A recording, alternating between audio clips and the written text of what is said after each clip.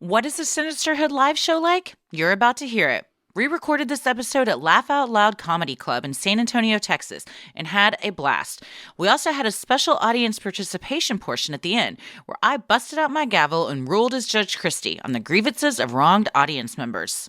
If you couldn't make it to any of our live shows, you can still catch us on our Patreon, where you can chat with us on our monthly Q&As and enjoy live stream performances of our bonus content each month on Crowdcast. You'll also get tons of extra bonus content, including behind-the-scenes tour videos showing us visiting some of the spots we covered on tour. Head to Sinisterhood.com and click Patreon in the top banner to check it out today. Don't forget to stick around after the show this week to hear your Patreon shoutouts. We hope you enjoy the show. Thanks for listening, and keep it creepy. For this ad break, we want you to take a break. Unclench your jaw, relax your shoulders, and take a deep breath.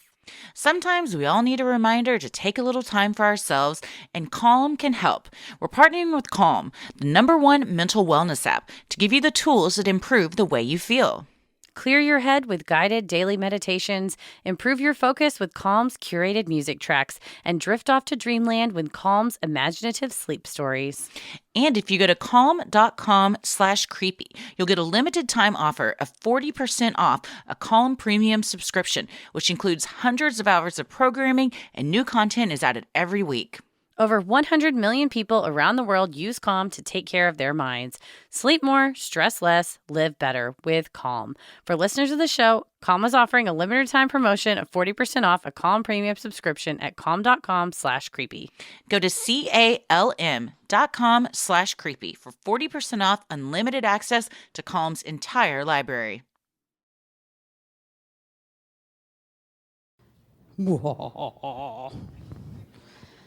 Engineers study for years to gain the skills necessary to build impressive roadways. But what if, instead of school, they called on for help from a much darker place? Was this architectural feat created by the hands of mere mortals? Or did Lucifer himself help craft the expanse that leads straight to hell? Tonight's episode is The Devil's Bridge. Bump in the night, your heart fills with dread. Probably a murderer who wants you dead. It could be a ghost, a demon, or worse. Perhaps you're the victim of a witch's curse. It's hopeless, you're doomed. You'd call a priest if you could. You'd rather just listen to who? Sinisterhood.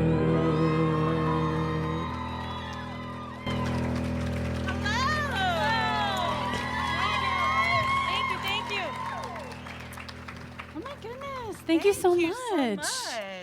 Hello, San Antonio. How are y'all? Well, this is embarrassing. I have to turn my laptop on. So let's talk about what we did today. I also just realized I have a peppermint in my mouth. So isn't that professional? Yeah, we're consummate professionals.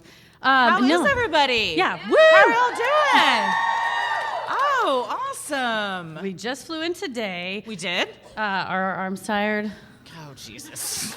I'm sorry. Let's not get off on that foot. We did, and we drove straight to the Devil's Bridge. When you rent a car, they don't go like, what are you going to do with this car? Because I would have been like, ghost hunt. We're going to try to hunt ghosts in the middle of the day, which is always the best time to hunt ghosts. That's when they're out. They say 3 a.m., but it's 3 p.m. Yeah, it was 3 p.m. So we will talk about our adventure there. And oh, yes. if we saw anything. We definitely saw some dogs. We did. Some very cute chihuahuas. That were trying to alert us to something. I feel like if I was a ghost in that area, I would be scared off, though, because those dogs are just like, hey, that's why they have them. They're their protectors. They keep the ghosts. They keep you from the ghosts. Right there. We also, if y'all listen to, was it Polybius? Yes. Where we talked about my fear of when we go to like a park and you park, like what I fear is going to happen based on like accidentally tapping the brake lights. Nobody here is listening to Polybius. She seems to think that a brake tap doesn't mean I'm going to stop my car. It means y'all want to F in the B. I don't know why I'm censoring us like we don't. I heard this a long time ago. It's some kind of urban legend. Is it? Or it's not, and that you just do. But so there were like we parked next to some old people, and Heather's like, "What do you think they're doing?" I'm like, "They're finger banging. Why else do you come to a nature reserve at 3 p.m. on a, what's today? Tuesday? Yeah, Tuesday. On a Tuesday to finger bang. And I like when he left, he kind of, and I filmed all this too, because I was like filming the bridge I was like, it'll be good, like establishing shots. And I was like, I think I just saw Escape from a Crime, because he went to turn and I was like, oh, maybe he's in the way. And then he just ran up on a curb. And you know, you have that option, like where you're like, okay, I'll just reverse and nobody will notice. He was like, no, he just kept going. He was like, I'm going to lean in. And it was, he definitely damaged his car. It was 100%. so loud. Like, we were on probably 30 feet from each other, and we both turned around just to be like, he's going for it. What is happening? Yeah, and I was like, I'm not here to judge all San Antonians by his driving, because out by the Devil's Bridge, there's all these speed bumps. And when we were going there, I was very cautiously going over the speed bumps. And then there are people that are straight up just swerving around speed bumps, which I didn't know was a thing you could do. Very impressive. It was like fucking Fast and the Furious out there. Mm-hmm. But then I was all shit talking. I was like, oh, everyone's so wild. And then I was just flooring it. And Chrissy's like, there's a bump. And I was like, this Hyundai Elantra is going to soar. So I was like, this is why people come out here to party. Because... Yeah. Then we also had a bit of an incident in the parking garage at the hotel. Okay, let's just we don't need the evidence. That can be my Judge Christie grievance for later. Okay, that can be your grievance. If you scuff a thing, it doesn't count as a crashing car, another into person's it. Vehicle. All right, well, we checked it and it was fine. Don't It throw was me fine. under the bus. It was totally fine. We went back around. It wasn't this parking garage. It was somewhere else. It's just you guys are like, son of a bitch, when you get back out to your car. It was Heather. It was Heather. She reversed and we were like, duh-duh, and she's like, did I just hit that? I was like, yeah. And she's like, okay, well, I guess I'll turn around. I'm like, yeah, like 5 people just saw that. I wasn't fleeing the scene. I was moving to a safe place and waiting for the witnesses to disperse. And then I went back and checked, and everything was fine. It was like a gigantic truck. It was. Didn't even make it was a gigantic literally truck. Not even a dent. But no, not at all. It was all that to be said, people here drive wild. I mean, it's all of Texas. I'm not judging San Antonio because we live in Dallas, and is the Indy 500 everywhere you go. Mm-hmm. Yeah, everywhere you go. Mm-hmm. But we love it so far. I will say, so I'm glad to see there's a Jim Adler building here because the Texas Hammer. I mean, he's. Everyone's like, God is with you everywhere. I'm like, Jim Adler is with you everywhere. He's a. But then there's this guy on some billboards you guys have named Jeff, who sticks his fingers out. His phone number, he's a personal injury lawyer. His phone number. We all know it. 444. That's why he does it. Just keep punching the fours. But the finger thing, if you're holding up four fingers to say how many is in your party? And you go like, 4, or like 4. He's like, 4. They come out like Freddy Krueger's claws. Yeah. And I think it's like an Illuminati. 4. He's like signaling to some, if you call that 444, they'll be like, were you in an accident or are you calling about the meeting? And you're like, the meeting. So he was, I need to call that number later and see if Jeff likes to party. To get to the bottom of, Jeff parties. You can for tell. Sure. Anybody with that fingers out is like, hey girl, call me. Yeah. We also missed our flight today, and that was on me. Oh, thank you. That was all on me. If you have listened to any of the shows over the past 6 months, my driver's license has been expired for quite some time. And it's a constant problem in TSA. I mean, they should pull me over. Yes. But also, I was like, I have 10 minutes. You're going to have to wait for security, ma'am. It's like, I have 10 minutes to get to my flight.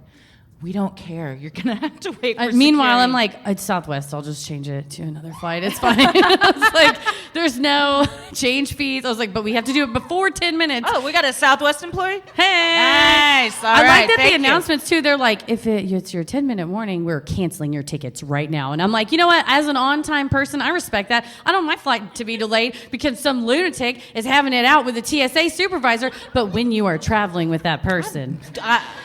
Yes. You appreciate the ability. Very respectful. No, I know. Of the woman. She goes, "Where's your Every time they berate me, and I'm like, I don't need a lecture. Just do what you got to do and let me go. Don't license shame me. Where's your other license? I go, I don't have one. Well, this one. What have you been doing? I was like, there's a 6-month waiting period at the DMV in Dallas. This is almost 3 years expired. Well, I fucking know that.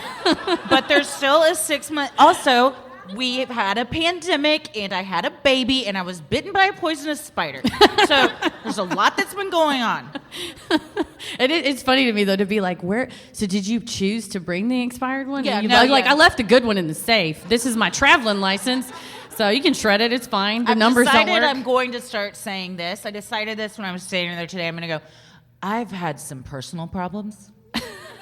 Do you want to see a photo of my spider that's, bite? like, how can you argue with someone that says True. that? You don't know. Yeah. I'm going to make them feel real awkward and uncomfortable for trying to lecture me about it. Trying to shame me. They license shamed you. I mean, it's been 2 years, but it's fine. You're working on it. Thank working you. on Yes, it.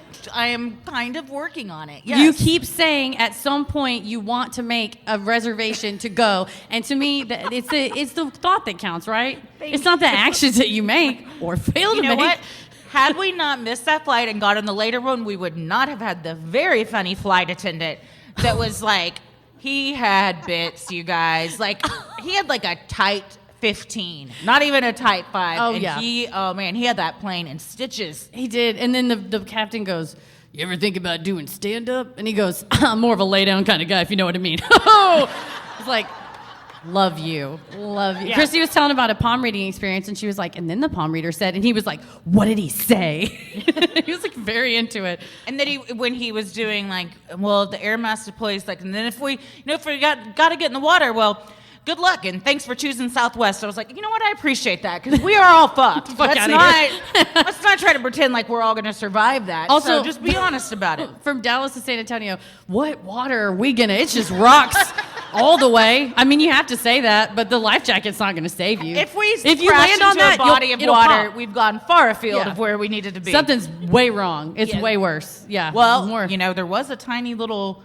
creek running under the Devil's Bridge. Oh, we saw it. On one side. I like a bridge that's like half of it's water and it's just grass on the other side. So you're Somehow, gonna jump, How pick. did that stop? Where did it go? It's a portal to hell. Fuck. That's where the water goes. It Straight rushes into the down. portal. It's gone. Damn, now we know. That's why you're I'm going to take out this peppermint in front of all Spit you your guys. peppermint out. So that's happening. I'm not even going to try to hide it. I mean, how can I? All of you are This is staring a at live me. show. A lot of stuff gets, not a lot, but we do, if there's like stumbles or something, you fart on the mic, whatever. I'm just kidding. On Mostly the mic. We take it out and when we're recording and stick it but if we in our burp or butts. whatever, like mess up, we'll say, Christy makes a note and says, Tommy edited it out. It's just, we hit it raw with you guys when you go We're live. raw dogging it tonight, fine. you guys. All of it. So Get yeah. it dirty, yeah. Get it dirty. Get Get it dirty. dirty.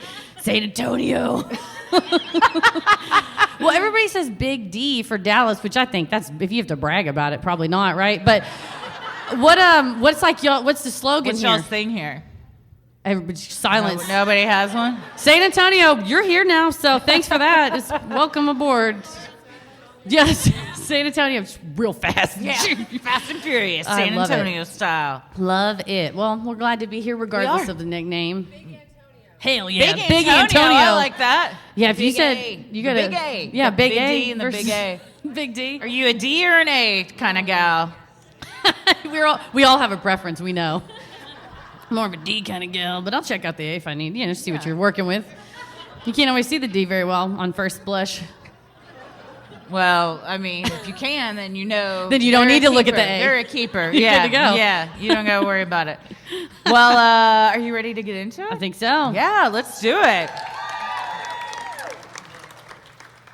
Tex-Mex, the Riverwalk, Fiesta, Texas, and of course the Alamo. Ask anyone what San Antonio is known for, and chances are they will rattle off a similar list. However, a darker and less talked about accolade is that San Antonio is considered by many to be the most haunted city in Texas. It is here at 2454 East Ashley Road, near the Mission San Juan, that a bridge thought to be built by the devil himself stretches ominously across the road, lying in wait. It's also around a curve. 2 curves. So many curves. Today, we were driving, and Heather's like, God damn it, this whole city's just angles. It's And we're circles. just like, constant. And then like later she's like, oh, we're just driving in a big circle. The city's a whole circle. I was like, how can it be an angle and circles? Like you have to pick one of them. I don't know. There were the Google Maps things. It looked like a Pythagorean theorem to get back on the highway. And Christy's like, where are you going? Because I turned to go like the opposite way we were going. I was like, I think the freeway. I don't know. The flight here was very rough, and I get motion sick real bad, so I, for real, almost threw up on the plane. The whole time, I was just like, oh, it's God. I've tried to fall asleep listening to my audiobook, and it's a nice, soothing voice, and I just look over, and Christy's like, and I was like, I had my head on the seat in front of me. I was like, oh. The guy next to me was a teddy bear, and he was just, whether he wanted to cuddle with me or not, we were. And so we were cozy, real cozy, and she was just like, ugh. I was like, and I goes, you okay? I was like, oh, I don't know. I had like 8 cups of coffee before we got on this flight, and it's real rocky. But then we got in the car, and it's just. Yeah, she kept going, like, are you okay? You go, are you okay? Like, as in, like, which is like a not want to say, you're bad at driving. Are you paying attention to the road? Is everything okay? She kept saying, like I was having some issue that was causing me to swerve around. And I go, this is the way the roads are driven, man. Like, they're drawn this way. Are you okay? Are you okay? I was like, all right, well. Heather won't let me drive because of my license. It's a whole thing in Colorado. I wanted to drive. She's like, we can't. If we get pulled over, you're going to jail. I was like, I don't think I'll go to jail. I'll probably get a ticket. You say it like I'm the one that's like, I actually don't accept expired licenses. But it's the rental car and the insurance company that have like kind of they're finicky a little bit sometimes. Whatever. Well, for decades, ghost hunters have made their way to the Devil's Bridge in search of paranormal encounters. Tales of white misty clouds, EVP recordings of disembodied voices, and the smell of sulfur are common. When director of San Antonio Ghost Hunters, John Delgado, visited the bridge in 2012, he had an electrifying experience, according to the Texas A&M San Antonio News. I held a dowsing rod session, and in the video you can see the sparks of energy. There was a lot of spiritual energy out there. He utilized an audio recorder to try and make contact with spirits through electronic voice phenomenon, or EVP. The results were overwhelming. We caught a lot of EVP out there. So many, we just threw some of them out and kept the good ones. In fact, the bridge is such a source of paranormal activity. Delgado told the paper that it's one of his primary training grounds for new recruits. There's just a lot going on out there. What a flex to be like, we got so many ghost voices, we don't even need half these. Delete. And the ghost is like, I wanted to make contact. Like, he was like, you be more prominent. Clearer. Yeah. Nobody can understand your mumbles. It's so sad. That's how you get the ghost to follow you home, because they're like, sir, excuse me, I had something to say. We took an EVP recorder. It's I bought a spirit box. Yes. Off of Amazon. If you need something to do, you just go onto the paranormal equipment review pages on the Amazon, and you got some hot takes. Yes. You think Christy has hot takes? Woo-hoo! Not like ghost hunters. I'll tell you, the other day, Tommy, I go, you know who's a real insufferable bunch? Ghost hunters. And I stand by it. And then I come to her and I go, guess what I bought? It's like, I spent $90 of our money. But then we get there to the bridge, and I'm like, all right, let's do it. And she goes, we heard something. I don't know how this works. And I was like, did you read the instructions? No. I'm like, and then, so we Google it, and she's like, oh, shit, we need a screwdriver. I'm like, well, now we can't use this, because you spent $90 and didn't read the instructions on how to use this. But to be fair, yeah, the guy said you have to I found a YouTube video. I listened to everything on 2.5 times speed. Oh my God. And Christy was going, oh, she had her ears plugged. And she goes, is this what you listen to things on? I said, this is what the inside of my brain sounds like. And she goes, God help you. Right.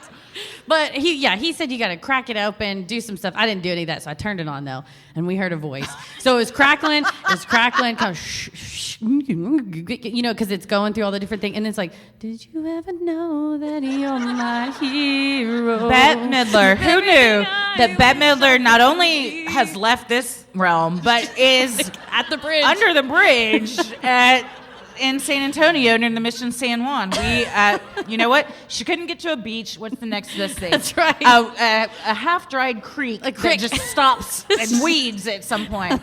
Yeah, the rest of the day, though, I'm just like, you are the wind beneath. I can't stop. The whole concept of the spirit box is that you... Don't explain it. It's embarrassing. You didn't make it. You did buy it. After I read the reviews. That it plays like radio stations. It like quickly circles through radio stations. So between Heather listening to this guy talk at 2.5 speed and like just constant radio things going, I was like, I gotta get out of here. I gotta like take me, devil. It was too much for me. She was like, they say you can't hear a rock. I'm going to jump over the side. I'm like, hear my body as it thuds into the ground because I'm about You'd to be fine. throw It's like myself 8 off feet. Yeah, I would. It would. I may have like sprained my ankle, but it like goes through radio stations really quickly, and then in between the stations, the ghost voices are supposed to pop out at you so you can hear what they're trying to say. They were trying to tell us that we're the wind beneath their wings. Yeah. So, message received, you guys. Message received. It was. According to Ghost City Tours, one group of friends was scared off the bridge after bringing a Ouija board with them in hopes of contacting whatever force haunts the bridge. After hearing the mewing of cats, the scared crew began smelling a distinct stench of rotten eggs, a smell commonly associated with a demonic presence. They saw a figure lurking in the bushes that suddenly began to scream at them. This didn't drive them off right away, surprisingly. The group had enough time to watch their Ouija board spell out Murder X before finally getting frightened enough to run back to their car to leave. Okay. There's just, when you hear somebody tell you, like, this horrifying thing happened to me, by the time you get to the end of their story, there's like 8 different times they could have left. Yeah. I would have left. First of all, don't bring a Ouija board anywhere, much less a haunted bridge. And then you start to hear cats. Okay, fair enough. We heard chihuahuas. It's like roughly equivalent. I brought a spirit box and heard chihuahuas. So check. We're not that far different than these people when you break it down. If you start smelling a bunch of rotten eggs. Well, I mean, we went to talk. Where was it? Was What's it called? Teco Velo? That's the one. Teco Molina. We ate the whole bowl of bean dip. So fair assessment that could be possible, but that way you might go, well, this is over. Well, this is more than usual, that you might want to go. But then if you see a figure in the bushes, I don't know if it's like a scream or like a, what the hell are you doing here scream. Either one. I'm gone. That's when I leave. That would be my breaking point. Yeah. Don't go back to the Ouija board and be like, what does it mean? But then what does it mean? Murder X? They're like, what does the X marks the spot? You about to get murdered. The fuck out of there. Somebody is hollering at you from their bushes. Their house is right there. There was a house right, and Heather goes, these people are so tired of these fucking idiots coming over here throwing rocks over this bridge. Hucking rocks and holding out your spirit box. I had 4 rocks, so I'm one of them, and I was just hucking them over trying to see if we heard all of them. Yeah, they plopped right in the water. It's all fun and games for us to read about people that are ghost hunters, and then we're like, whoa, it's fools. Anyway, so we went and did this exact same thing today. You won't believe what happened. It's not lost on me. Nope. A different ghost hunter also suffered a foul stench after seeing a glowing white mist. Okay. Near the end of the bridge, according to Ghost City. The witness said he and his companion smelled the strong stench of rotten eggs, just sulfur, just putrid, man. We had the windows up and the AC on. I didn't think we could smell something so strong outside the car. Leaving the scene was not enough. It was about 3 miles before the stench finally wore off. It was really bizarre. I mean, get their windows rolled up. We've all been there, right? Like, I mean, there's been times I'll be like, babe, did you just fart? And sometimes it's like, no, it's just Dallas because our city smells like garbage. Yeah, sometimes it's just like all the time. I don't have an explanation for it. Big D is just a big garbage pile. But then other times it's like, well, like a few minutes ago. I'm like, a few minutes ago? It lingers 3 miles. Oh, man. It's a 3-miler. Sorry, babe. It's a 3-miler. We have the AC on, so I can help you. I'm not going to save you. Yeah. Those that come upon the bridge after the sun goes down report a darkness so deep that the beams of flashlights and headlights are lost after a few feet, making it impossible to see what lies ahead. The excessively dark nature of the bridge has caused non-supernatural horrors as well. On March 7th, 1965, Victoria Ann Broussard was riding in the car with her husband Al when the pair crashed into the bridge's guardrail. According to the San Antonio Express, the right front of the car was crushed. A patrolman on the scene told reporters that after the crash, Al admitted to police he simply did not see the bridge. His wife was pronounced dead on arrival at the hospital just after midnight. Her body was buried the following week, but it is said her spirit never left the bridge. You're just driving along, and a bridge pops up out of nowhere. Yeah. And it's a curve, and there's one street lamp I recall seeing. Which looked like it could have been new. So even if, you don't believe in ghosts, that's fine. Write your city councilman and You have need them. some more lights out there. Yeah. I mean- For one, you're driving in a fucking zigzag Yeah. everywhere. And you need can't more do anything lights about out there. that. It's too late. Those roads are paved. People live around there. But just something, there's always something to be done. There's always there's a little airport there. We saw a tiny little plane taking off. so many planes. Stinson Airport. Yeah. Yes. See, that would have been edited out, but it's Sometimes not going to be. The script scrolls Sometimes away. it just. Where's our spirit box? Bette Midler, save us. Legend says that if you throw a rock over the edge of the bridge, you won't hear it land in the water below. I will tell you right now, that's not true. Instead, the spirits that surround the bridge will catch it before you ever hear the splash. They were busy today. One of these spirits is believed to be a young girl named Maddie, eager for a playmate. Others have reported seeing the ghosts of indigenous people and those that lost their lives during the Spanish Inquisition. Rock throwers also report feeling an overwhelming presence while on the bridge and the feeling that they're being watched. I felt like we were being watched by the people that kept telling our chihuahua to stop barking at us, and I apologized to them. I felt so bad. Or the man that turned around and just went for Wrecked. it. Just super wrecked. like over 5 feet of curb. You said if you tap your brake lights, that means someone wants to butt fuck. So what was he trying to I signal don't to us? know. I think they were finished and they were just trying to get. You got to go shower after that. But so you had walked ahead because you were like you had. It was very muggy today. It was toasty, warm. And Yeah. You had a long sleeve shirt and jeans on. So you were pretty far ahead, and then before the crash guy pulls out, another car pulled out and just honked at me and started doing one of these. What does that mean? I don't know. I could have got picked up on that bridge. People said it's the bridge to hell. I think I could have had a ride to heaven. that Jeep Cherokee. Could have jumped in the Jeep. You know what? I was wearing a 3/4 length t-shirt and jeans and white sneakers. Well. And you had on a cardigan. So you know what? If they wanted to pick us up, looking the way we did, drenched in sweat, with a handful of rocks. Yeah, if you want a moist girl in a live, laugh, lurk shirt, right here. Pull that Jeep over, baby. I'm hopping in the back. Hopping in. One commenter on the site, Alamo Haunts, claims the stories surrounding Devil's Bridge go back at least to the 1980s. I grew up in the south side San Antonio, and I can tell you, all the places we went to this bridge, it was by far the creepiest. What most people don't know is that in the 80s, before it was all blocked off, was that it was a major attraction for rebellious teens and attracted everything from devil worshippers to really dangerous people. Oh my, so the devil worshippers assume, if we're going off of my hometown of Mesquite, Texas definition of devil worshippers, which was they blamed anything, there was a skateboard in the street. They were devil worshippers. Devil worshippers. The trash doesn't come, the trash collectors don't come on, they're like, devil worshippers got They're them. using it for a ritual. They have to keep it out there. Your newspaper's missing, they're like, devil worshippers got it. So... But they blame a lot of stuff, any dangerous things going on, any vandalism that happened. And so I love that this person was like, well, there's devil worshippers and then worse people. I was like, what's worse? And also dangerous, and this may have just been you, but it's capitalized. Yes, no, they capitalized it. They were like capital D dangerous. That's how you know the big D is for dangerous. Yeah. Not all teenagers were scared off by the bridge's creepy reputation. A Facebook commenter named Greg J. replied to a video of Devil's Bridge saying, "We used to party on that bridge when I was in high school."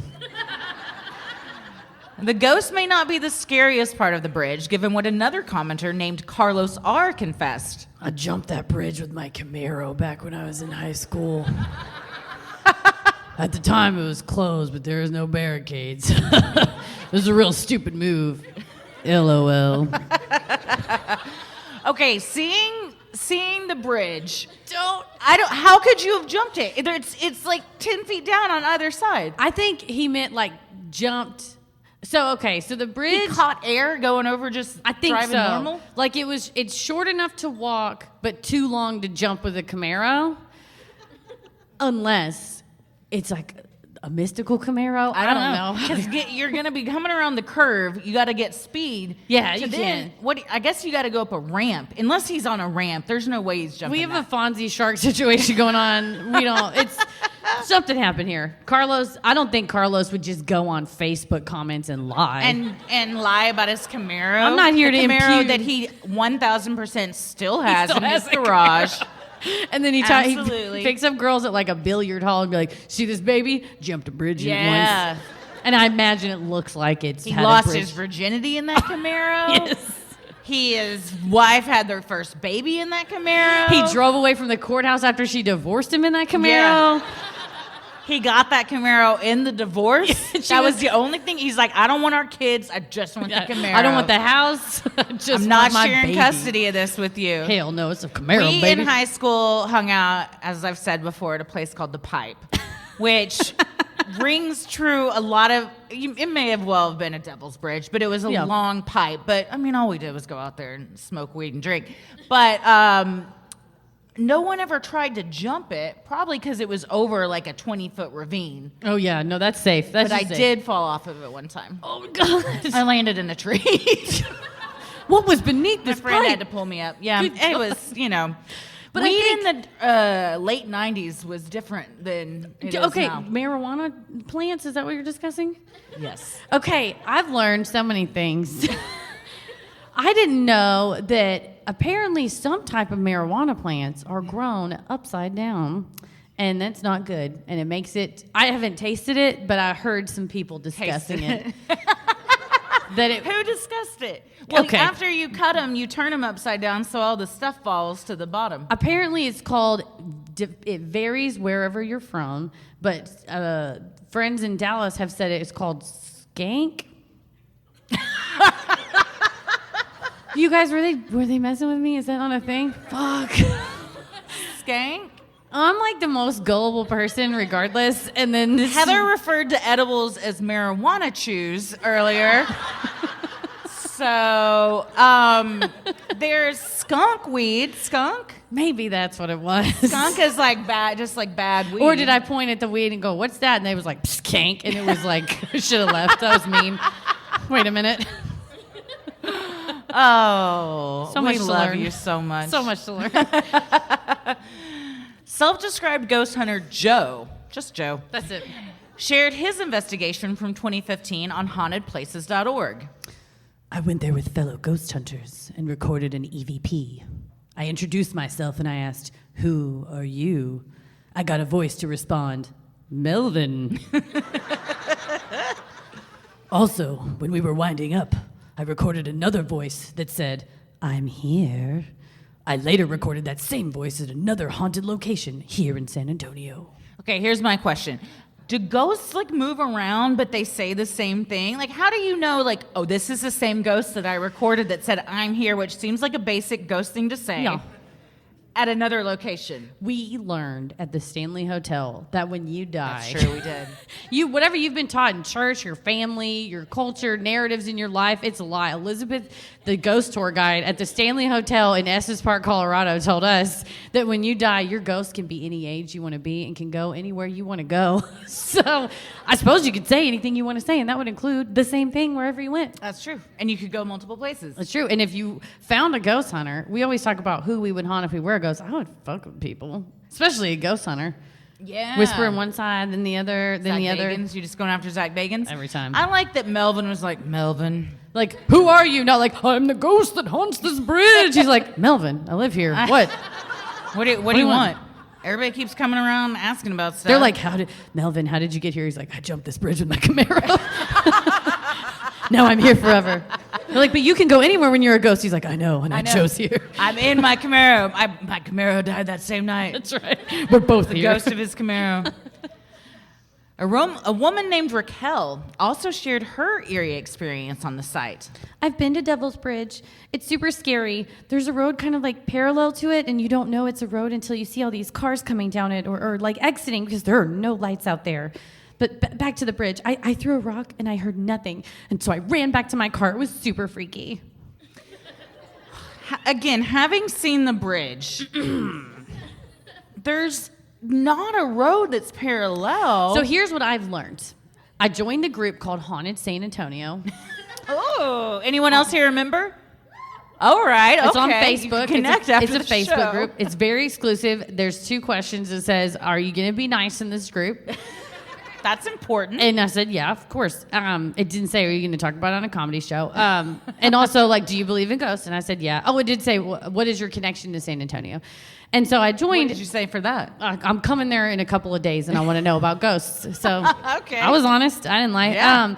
So I love it because it's a lot of like it's like any. I love online communities. That's one of my. If I were to go back to school, I'd be like a sociologist or like a sociologist probably like studies like how humans interact on the internet. But this place and every other blog, website, whatever, there is an ongoing feud amongst ghost aficionados In San Antonio? Correct. As to what is the real bridge. Oh. I am relying upon a book, which we quote later, that's like 300 haunted bridges. And I was like, this fucking guy knows. He looked at a lot of bridges. He knows where I went. Too many.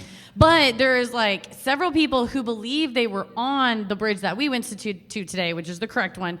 But in fact, we're somewhere else. And my favorite was this young man on YouTube, made an awesome YouTube video. He's like ghost hunting at night. He's so sincere. He's doing a great job. And then the only comment on it was like, "You're at the wrong bridge, bro."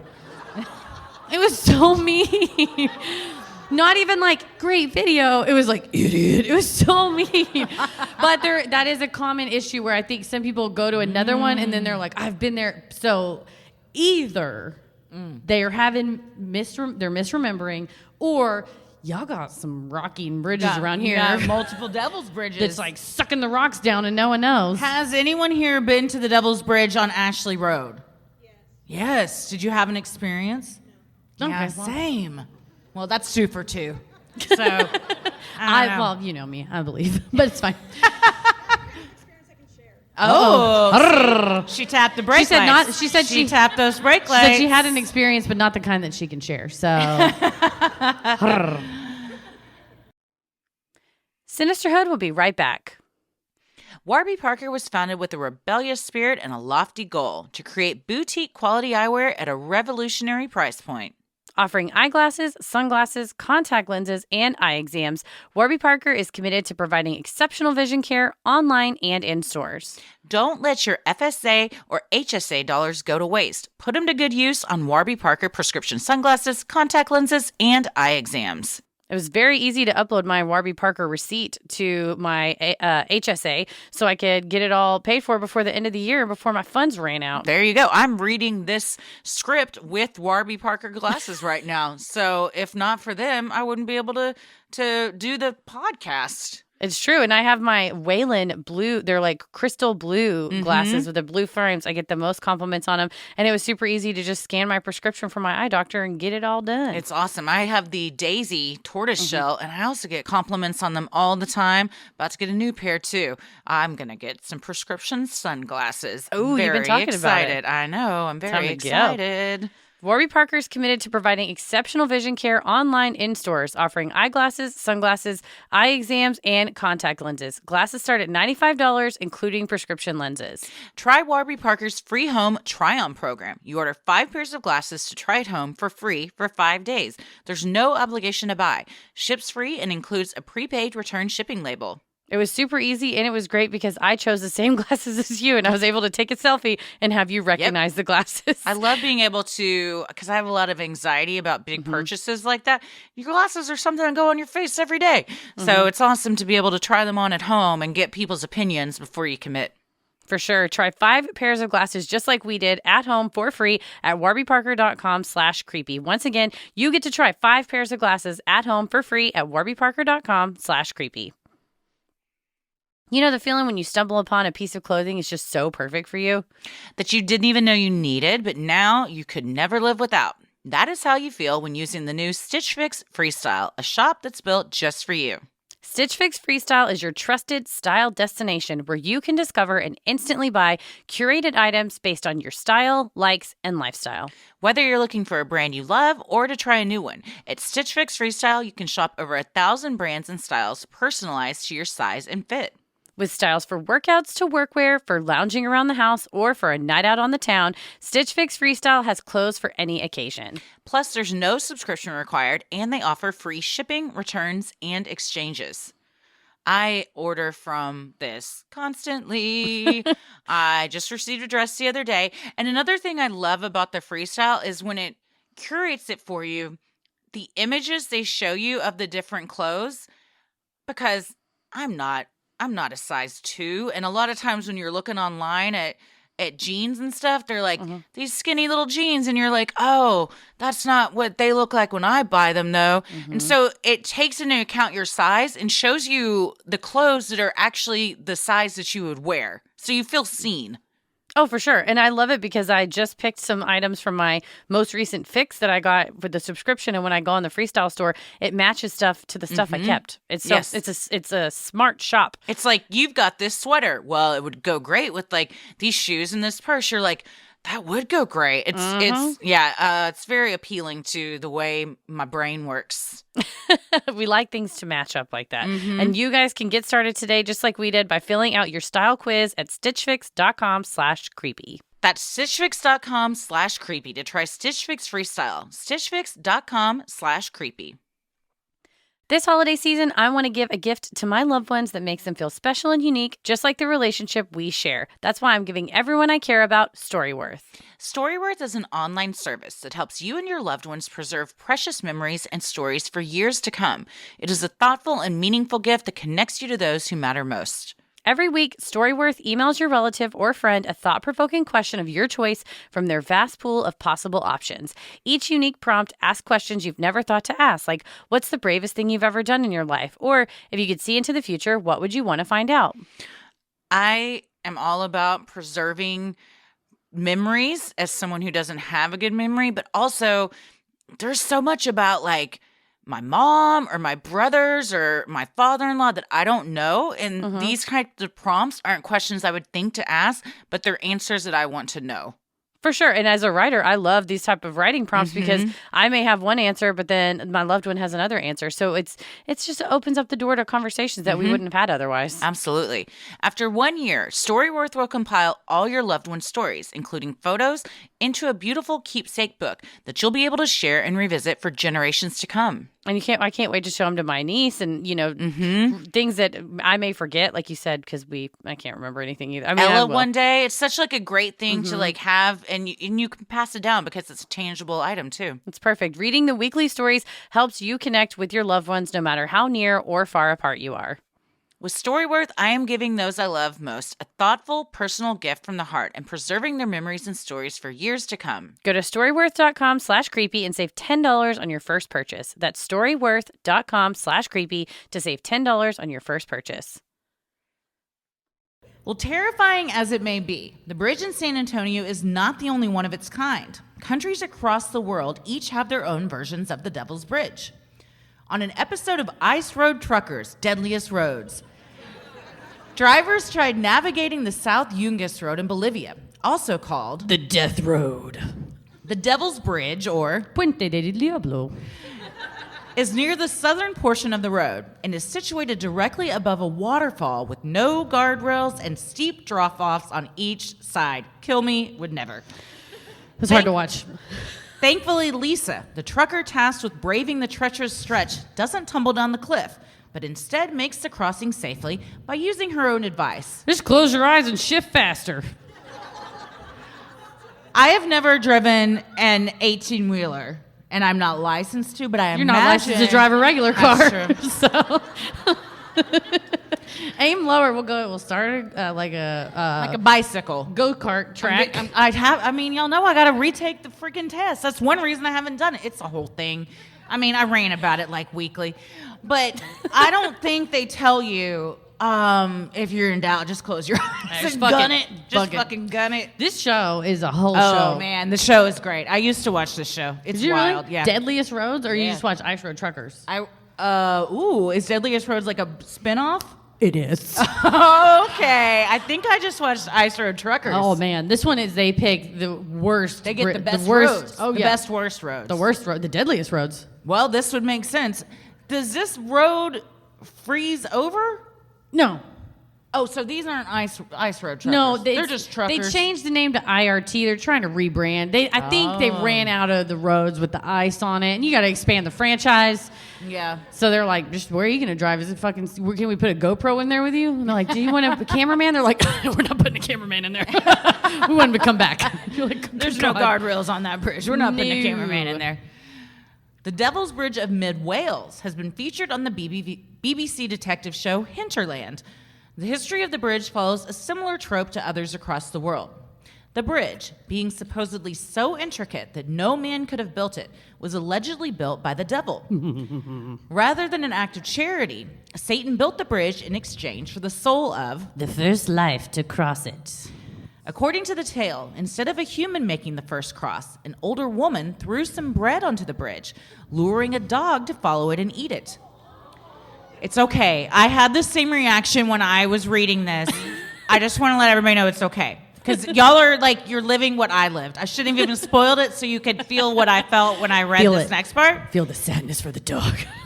Since according to the legend, dogs have no souls, the devil left empty. I know. Well, now it's getting sadder. I promise it gets better. this. I really this. promise. Because the devil left empty-handed and outsmarted.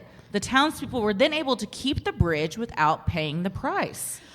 Man, I tell you what, if you can pull one over on the devil, Good for you. yeah, you're set for life. You get your Also, bridge, you get your dog, and the dog got a treat. The dog got the bread.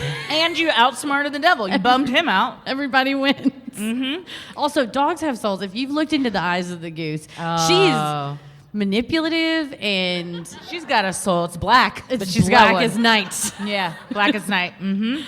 She would absolutely fuck that devil on the bridge. She'd be She like, would fuck the devil? not fuck him, but like fuck him. You know what though? over. She has, She'd hump its leg. She'd hump its cloven foot. because she's a girl dog, and I was like, I don't think girl dogs like hump people. I didn't ever have to yeah, worry they about do. it. And an ex of mine, his parents came to visit, and I look over, and his dad was getting wailed on by my chihuahua, and he was like, "What is wrong with her?" And I was like, she's dominated you, so you're a bitch now. So she probably would fuck the devil. Our pit bull humps strangers. Oh, look at that. Yeah, all the time. And she gets a look in her eye, and she like gets up next to him. We're like, Kate, because she'll be like, She's feeling feisty. yeah, you know when it's coming. You get that look in your eye. Yeah, you know. We've all seen the look in someone's eye. You're like, I'm about to get humped. It's Ba- about to happen. You get that look in your eye in the backseat of a T-top Camaro, late at night, 1988. It's Fucking like, hold on, baby, I'm coming. You're like, man.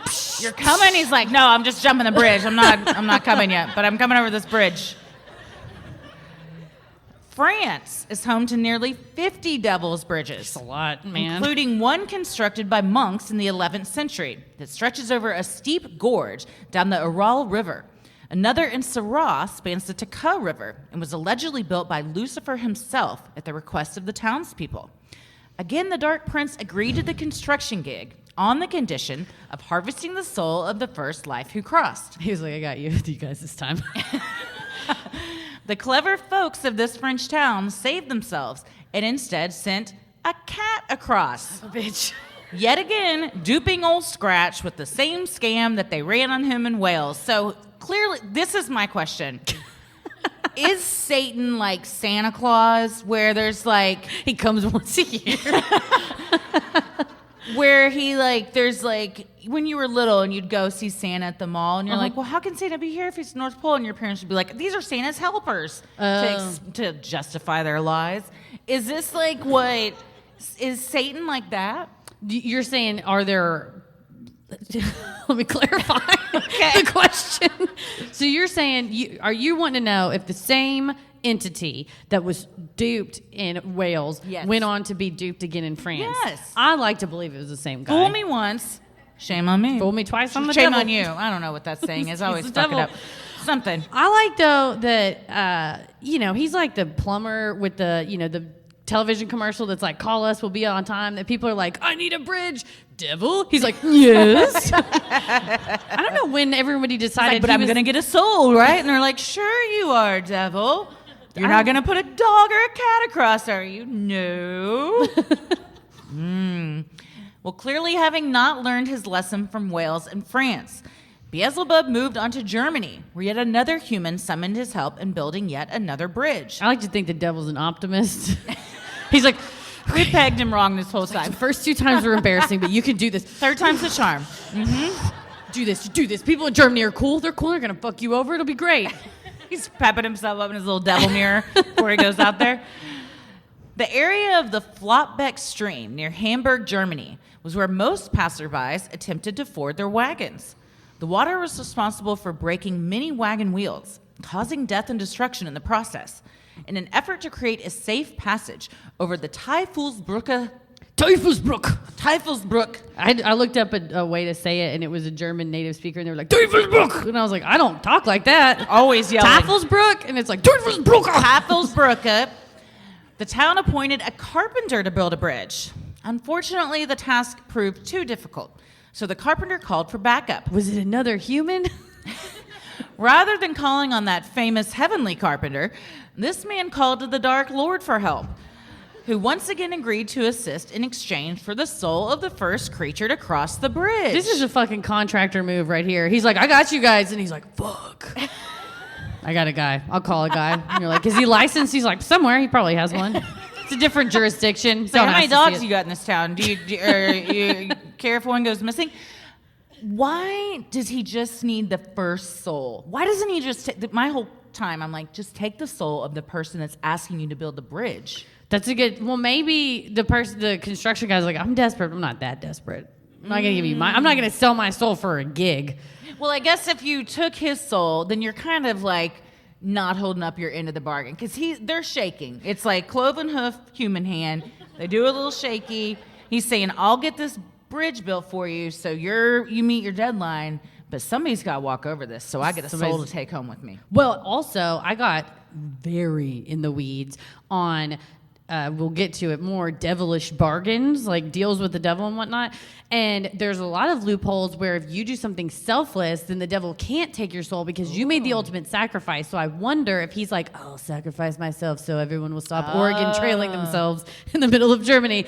And so if that was a selfless act, then the devil couldn't take his soul. That makes sense. You get real lawyery, and then you're like, I get why the devil would do that. And I'm like, oh, I'm related to the devil. Fuck. They don't tell you that in law school. No, they should. Well, I think they do. They say lawyers are basically the devil, don't they? All the time. It's presumed. After construction was complete, it was time for the first soul to cross and pay the Prince of Darkness his due. What animal do you think went across? Pig? We got a pig. What do we got over here? We got a rabbit. Anything else? A goat? Okay. A yak. All right. Some German yaks. All right. Let's see what it was. While the local priest and the town councilor argued over who should be sacrificed, a rabbit happily hopped over the bridge.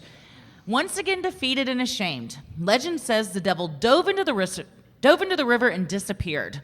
Not wanting him to forget what had happened, the citizens erected a statue of a pensive and disappointed-looking devil and placed it just beside the bridge. They're like, you want to come back and remember how fucking sad you were when you were embarrassed?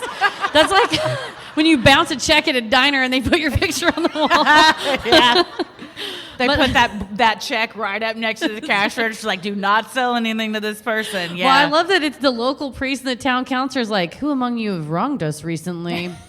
Interesting. You weren't at the church social, were you? No, you weren't. We asked for some Meanwhile, help. Here it comes. One formation that was not man-made is the Sedona version of the popular bridge. Surrounded by beautiful scenery, Arizona's Devil's Bridge is much more pleasant to look at than its asphalt counterparts. It is one of the most popular hikes in Sedona. The trail was formerly part of an old access road that has morphed into a scenic trek. As you get closer to the arch that forms the bridge part of Devil's Bridge, you'll wind through some brush, over some red rocks, and up to a beautiful vista that is usually bursting with fellow hikers. Besides the long line of tourists waiting for a photo, The scariest part of this bridge is the average temperature and the terrain itself. Although almost all hikers make it out alive, there have been reports of those who have fallen to their deaths or gotten lost and succumbed to the elements while attempting the trek. The photos of this are beautiful. Gorgeous. I've been to Sedona. I think you've been to Sedona too. I haven't. Oh, you haven't? We talked about it. I want to go there. so bad, yeah. This is the kind of thing I look at and I get sick to my stomach because I know if I went there with my betrothed Paris, he would be like, let's go on that hike. And I would be the one that succumbed to the elements. You know what I mean? You see something. You're getting and- airlifted out of there? Oh, yeah. Your brain goes, that would be nice. And my body's like, no, you're not. You do not do that. It looks lovely, but it seems And you'd like. have to get to the top of that thing, too, because Paris would want that picture. So many. Yeah, I would. I'm like, I have a computer program where you can make it look like we were at that bridge. Why does the name Devil's Bridge span the globe and persist over the course of centuries? Metaphorically, bridges are often seen as a way for two entities to connect. The structure symbolizes communication and union. The union could be between two people, cities, or for some, a passageway between realms, heaven and earth, or earth and hell. Earth and hell. It sounds like a place where you go, like Bath and Body Works. You go buy fucked up shit. Earth, hell, or beyond? Yeah, it also sounds like That's what it is. There it a was. Journey album, Earth and Hell. That's what you listen to when you jump the bridge. What do you think Melvin was listening to when he jumped the Camaro? I like that we just decided Melvin's the one that did it. And that's how he died, and that's why he's there. Oh, man. I feel like AC/DC's too on the nose. Yeah, I think it was something not quite as mainstream. It was like REO Speedwagon. I think, yeah, and that's he's like, pretty this good. is my REO Speedwagon. REO Speedwagon's Jean jacket real good. on. Oh, for sure. Yeah. Just that gel, GEL gel that you, back in the 90s, man. Yeah. I'm not old. Everybody remembers that. Yeah. We all know what a greaser is. Isn't that what That's or what was that? Pony Boy. What was that? Yes, Outsiders. Yeah, yeah. Or This is Grease. Sexual awakening. Oh, Grease was a major sexual awakening. Yeah. I was like, I don't know what a pussy wagon is, but I want to be in it. And I don't. That's in a kid's. That is one of those things that, like, when you're a kid and you're watching that, you're like, it's a real pussy wagon. And then as an adult, you're like, oh my God. I told you, I went to a movie, speaking of pussies and children, I went to a small film festival yesterday. Where they won first place. Oh, thank you so much. Yeah. Thank you. But so it's a horror film festival, and to be fair, this child that was present was technically in one of the movies. Technically, however, I didn't realize they were behind me until they started weeping due to like the throats that were being slit on screen and everything. But that we can all get over that. You can be like, hey, that's fake, right? Like, don't worry about it. The part though is one of the movies was this is the best movie I've ever seen in my life, and it was about these clowns. Stay with me. Stay with me. And just the most vulgar clowns I've ever heard in my life. And they go, at one point, the clown is about to kill someone because it's a horror film. And the guy, that he's facing death with great aplomb, and he goes, do it, you pussy. And then the clown cuts his head off. And then the kid just goes, why did that happen? So from then on, we're all asking that question. everything I watch, I don't have kids, but now that kid's in my head for the rest of my life. Oh. That poor kid, that is a core memory that he has made, and not a great one. When his mom's like, if you don't eat your macaroni, I'm going to send you to your room. He's going to be like, do it, pussy. And she's like, well. You know what? They wouldn't. He begged to leave, and the dad was like, no, we're watching this. I directed this, so it's on them. They asked for it if that happens. This is the greatest thing. The concept of selling your soul to the devil in exchange for something of value, whether tangible or intangible, is nothing new. It was popularized in the 16th century tale of Faust, who exchanged his who exchanged his soul for unlimited knowledge. Several more tropes sprung up from this tale, and the ones that came from before it. Those tropes of a deal with the devil and deceiving the devil went on to inspire the Devil's Bridge folklore across the world. So you're Faust. And Oh, you yeah. say, I will sell my soul for unlimited knowledge. And so you sell your soul, so you go to hell, right? I don't know how it works, like as far as when you're in hell, if you have like a TV to see what's going on in the world. And then you get down there, and then there's just the internet, and you're like, son of a bitch. It was all at my fingertips. I could have waited. Yeah. Is there anything you would sell your soul to the devil for? I don't think he'd want it. Yeah. Probably You're not. like, all right. I'm trying to think, but I think it would be that whole like, it would probably that save somebody or whatever. Not cheese. I like to believe I'm a hero. Don't we all? Yeah, no, not a donut. Not a really good brie or something. Baked brie. Damn. Ooh, baked brie with some fruit It in always it. turns to cheese with us. In the deal with the devil trope, a desperate soul, possibly one who needs an impossibly difficult bridge to be built, is willing to do anything, even make a pact with Old Splitfoot. We had a lot of fun going through and seeing all the different names that the devil was called and then just plugging them in anywhere where we could. Old Splitfoot's one of my faves. It's a good one. That sounds like a mean nickname you'd come up with it for an ex, though. Yeah. Because Or like if Petal's being a real asshole. She I'm is going a to start Splitfoot. calling her Old Splitfoot. She when is a Splitfoot. Yeah. That's fair. Well, he made a pact with Old Splitfoot in order to see his task finished or his goal accomplished. Oftentimes we see Satan making and losing a wager with a mere mortal, like Johnny and the devil that went down to Georgia, the shiny demon in Tribute by Tenacious D, and Homer Simpson, who traded his immortal soul for a donut. In stories where characters deceive the devil, the would-be damned soul usually finds a way to outsmart Lucifer by doing something clever, like giving him a soul, S-O-L-E, like that from a shoe, or the life of a theoretically soulless creature, like a dog, cat, or rabbit. Anytime we can quote or reference Tenacious D, I'm here for that. Always. I follow Jack Black on TikTok. Very good. Oh, that's a good one. I feel like he's just always that. It's not even a character. No. That's just him. Yeah, he's like, all the time. All the time. He's always in a Speedo at his pool. It's a whole, yeah, he's a lot. He's a lot. his mom invented something. Oh. That wasn't a finished thought. I'm sorry. Edit that out. Cut it out. No, we're leaving it. We're going to find out what it is. No, she was like an engineer, and I think while she was giving birth, maybe she was like a NASA engineer. While she was giving birth, she invented something? they like called her for help. See, thank you. Someone's nodding. I'm not. What off did she it. invent? Thank you. Jack Black's mom helped the Apollo mission. We're going to cut all that part out. I'm going to take credit. No, but thank you so much.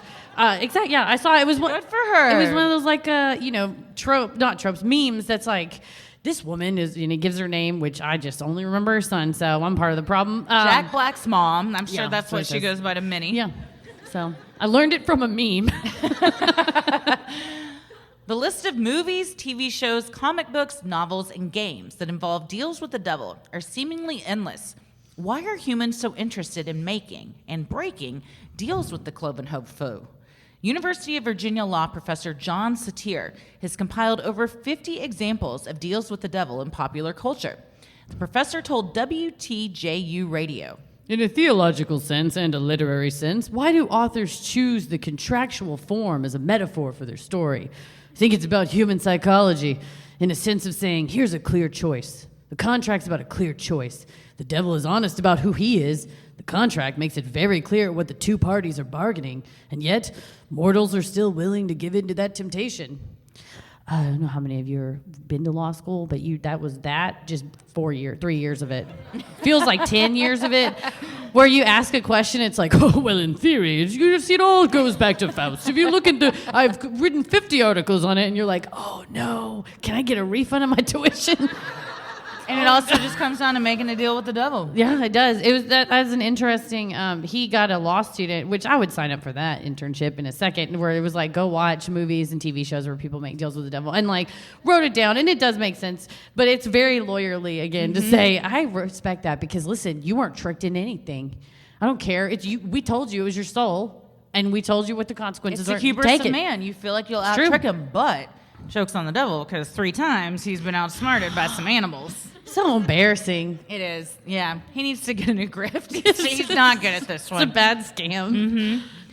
Are the wandering souls near San Antonio's Devil's Bridge trapped there because of the tragic nature of their deaths? Or because of the father of lies' grip on the bridge itself? Or is it possible the ghost showed up after being called to the area?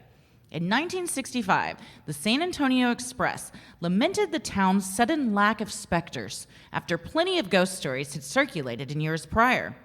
Amateur historian Walter N. Mathis groaned to the paper. You know, it really is a shame. Somebody certainly ought to do something about this. San Antonio used to have such splendid ghosts. President of the Mind Science Foundation, William Rain, was more focused on a solution to the Alamo City's lack of ghouls, telling the paper, We first need to find out who's been exorcising all these ghosts. It's probably communists. We have to put an immediate stop to this outrage. when in doubt, blame the commies. I mean, why don't we have any ghosts? Blame the commies. Such a good Who's going to argue with that? You're like, well, I mean, yeah, I guess it could be. To the credit of the San Antonio Express, I mean, it was a pretty long article, and it took everything to heart. They were like, here are several locations around the city that used to be lousy with ghosts, and it's quiet as shit around here. Where have they all gone? Who's done this? Like, it's those goddamn commies. Is it? Is that in the manifesto? I haven't read the manifesto, but if it's like, and then clear the area of all ghosts and spirits, like, maybe I'll join up. I don't know what it's all about. I don't either. Therefore, I can't say that they didn't take all the ghosts out of San Antonio. You can't say definitively that it wasn't the communist fault. Plenty of ghost stories, including the ones surrounding the Devil's Bridge, have cropped up in San Antonio in the years since 1965.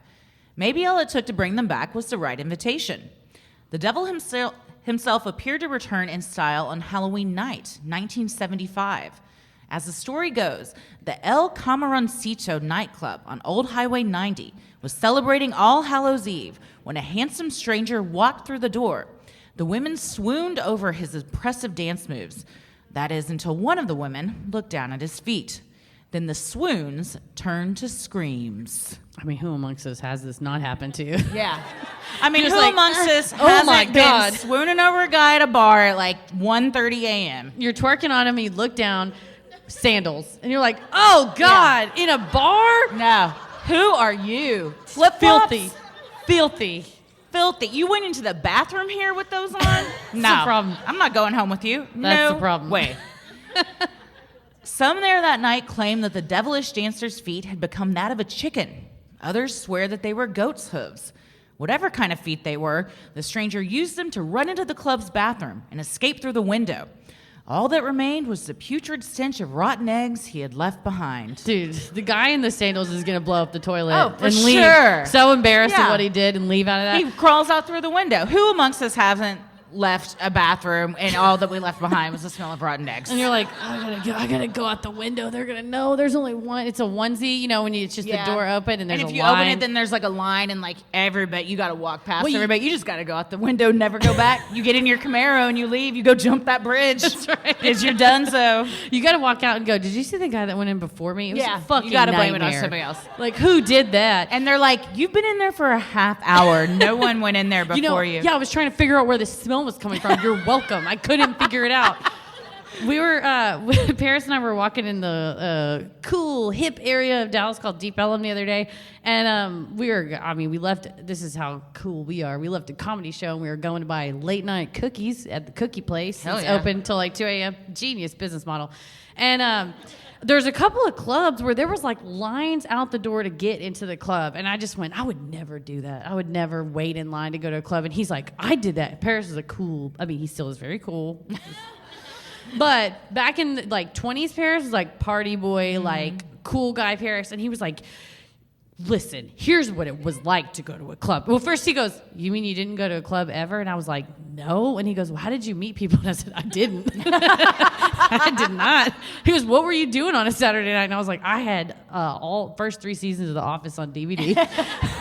Just watch those. If you binge, you can all night. Oh, That's yeah. your whole night You right go there. all night. And you know what? Next time, start again. Yeah. But yeah, he was kind of explaining what it was like. And I was like, I would never do that.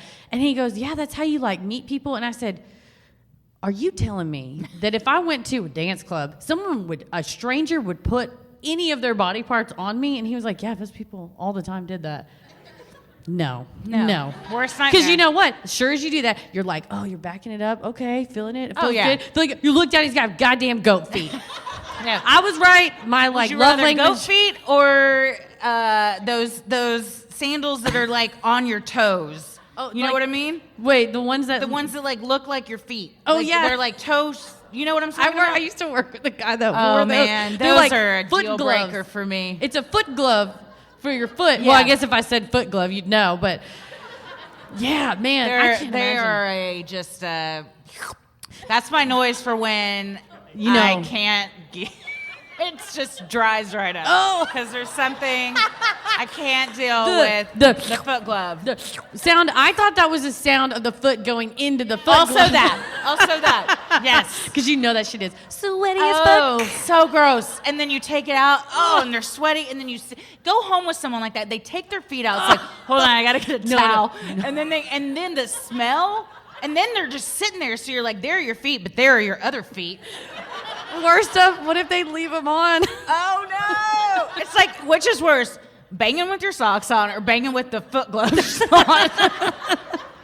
Well, the sock thing is a real problem because you got to really figure out when to take them off. That is. Because it's not sexy to be like, oh baby, hang on a second. You're trying to like push them down with your feet, but your foot gloves, you're like, they just. It's like like a flipper. You gotta like, I don't know, man. Don't do it. Ladies, if he's got the foot glove on, don't go home. Don't let him put that other glove on. No.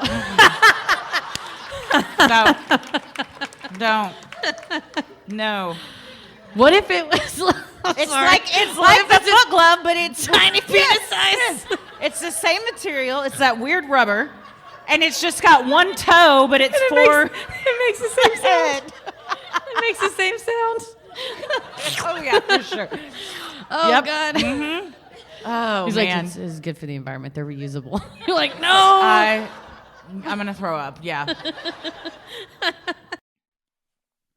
Sinisterhood will be right back.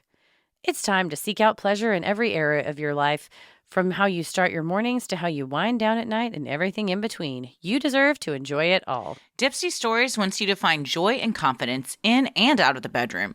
Dipsy Stories is an app full of sexy audio stories, and now they even have brand new written stories. No matter who you're into or what turns you on, Dipsy helps bring the stories to life. Anytime, anywhere. Close your eyes and let yourself get lost in a world where only good things happen, and pleasure is your only priority. Explore your fantasies in a safe and shame-free way. There are hundreds of stories to choose from, and they release new content every week, so there's always more to explore. And they also have wellness sessions to help you wind down and explore, and sleep sessions to help you drift off. For listeners of the show, Dipsy is offering an extended 30-day free trial when you go to dipsystories.com/creepy. That's 30 days of full access for free when you go to dipseastories.com/creepy. dipsystories.com/creepy. Have you heard of tretinoin? Spironolactone? Or what about clindamycin? Well, we may not be able to pronounce any of these ingredients, but we can tell you what they do. Tretinoin unclogs pores and even skin tone. Spironolactone targets hormonal acne, and clindamycin fights acne-causing bacteria and inflammation. Man, we did well with that. I'm proud of us. There's some, you spelled it out phonetically. I hope we nailed it. We didn't know what they were either until we checked out our prescription acne treatment from Apostrophe, the sponsor of this episode. Apostrophe is a prescription skincare company that offers science-backed oral and topical medications that are clinically proven to help clear acne. Apostrophe connects you with board-certified dermatologists who will create a personalized treatment plan that's perfectly tailored to your unique skin. Simply fill out Apostrophe's online quiz about your skin goals and medical history. Then snap a few selfies and your dermatologist will create your customized treatment plan.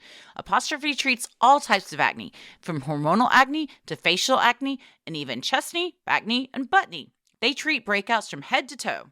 We have a special deal for our audience. Save $15 off your first visit with an Apostrophe provider at apostrophe.com/creepy when you use our code CREEPY. This code is only available to our listeners. To get started, just go to apostrophe.com/creepy and click begin visit. Then use our code CREEPY to sign up and you'll get your first visit for only $5. That's apostrophe.com/creepy and use the code CREEPY to get your dermatologist crafted treatment plan for $5. We thank Apostrophe for sponsoring the podcast.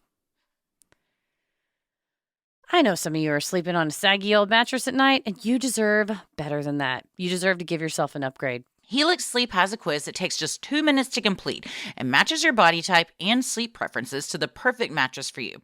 Why would you buy a mattress made for someone else? With Helix, you're getting a mattress that you know will be perfect for the way that you sleep. Everybody's unique, and Helix knows that. So they have several different mattress models to choose from. They have soft, medium, and firm mattresses. Mattresses great for cooling down if you sleep hot, and even Helix Plus mattresses for plus-size sleepers. I took the Helix quiz and I was matched with the Sunset Luxe mattress because I wanted something that felt pillowy soft because I sleep on my side. And it's great for if you are in a relationship or you're just having like one night stand sleepover. If you're sharing your bed with anybody, a dog, whoever, anybody that might be making a lot of ruckus on the other side, you don't feel it because it's just like the movement. It's good for movement. I love it because it's a huge upgrade over what I used to have because I would almost get flipped out of bed. It was like a seesaw when I was sleeping before. The lack of motion transfer is a game changer, and Helix is awesome. You don't need to take our word for it. Helix was awarded #1 best overall mattress pick of 2020 by both GQ and Wired magazine. So if you're looking for a mattress, you take the quiz, you order the mattress that you're matched to, and the mattress comes right to your door, shipped for free.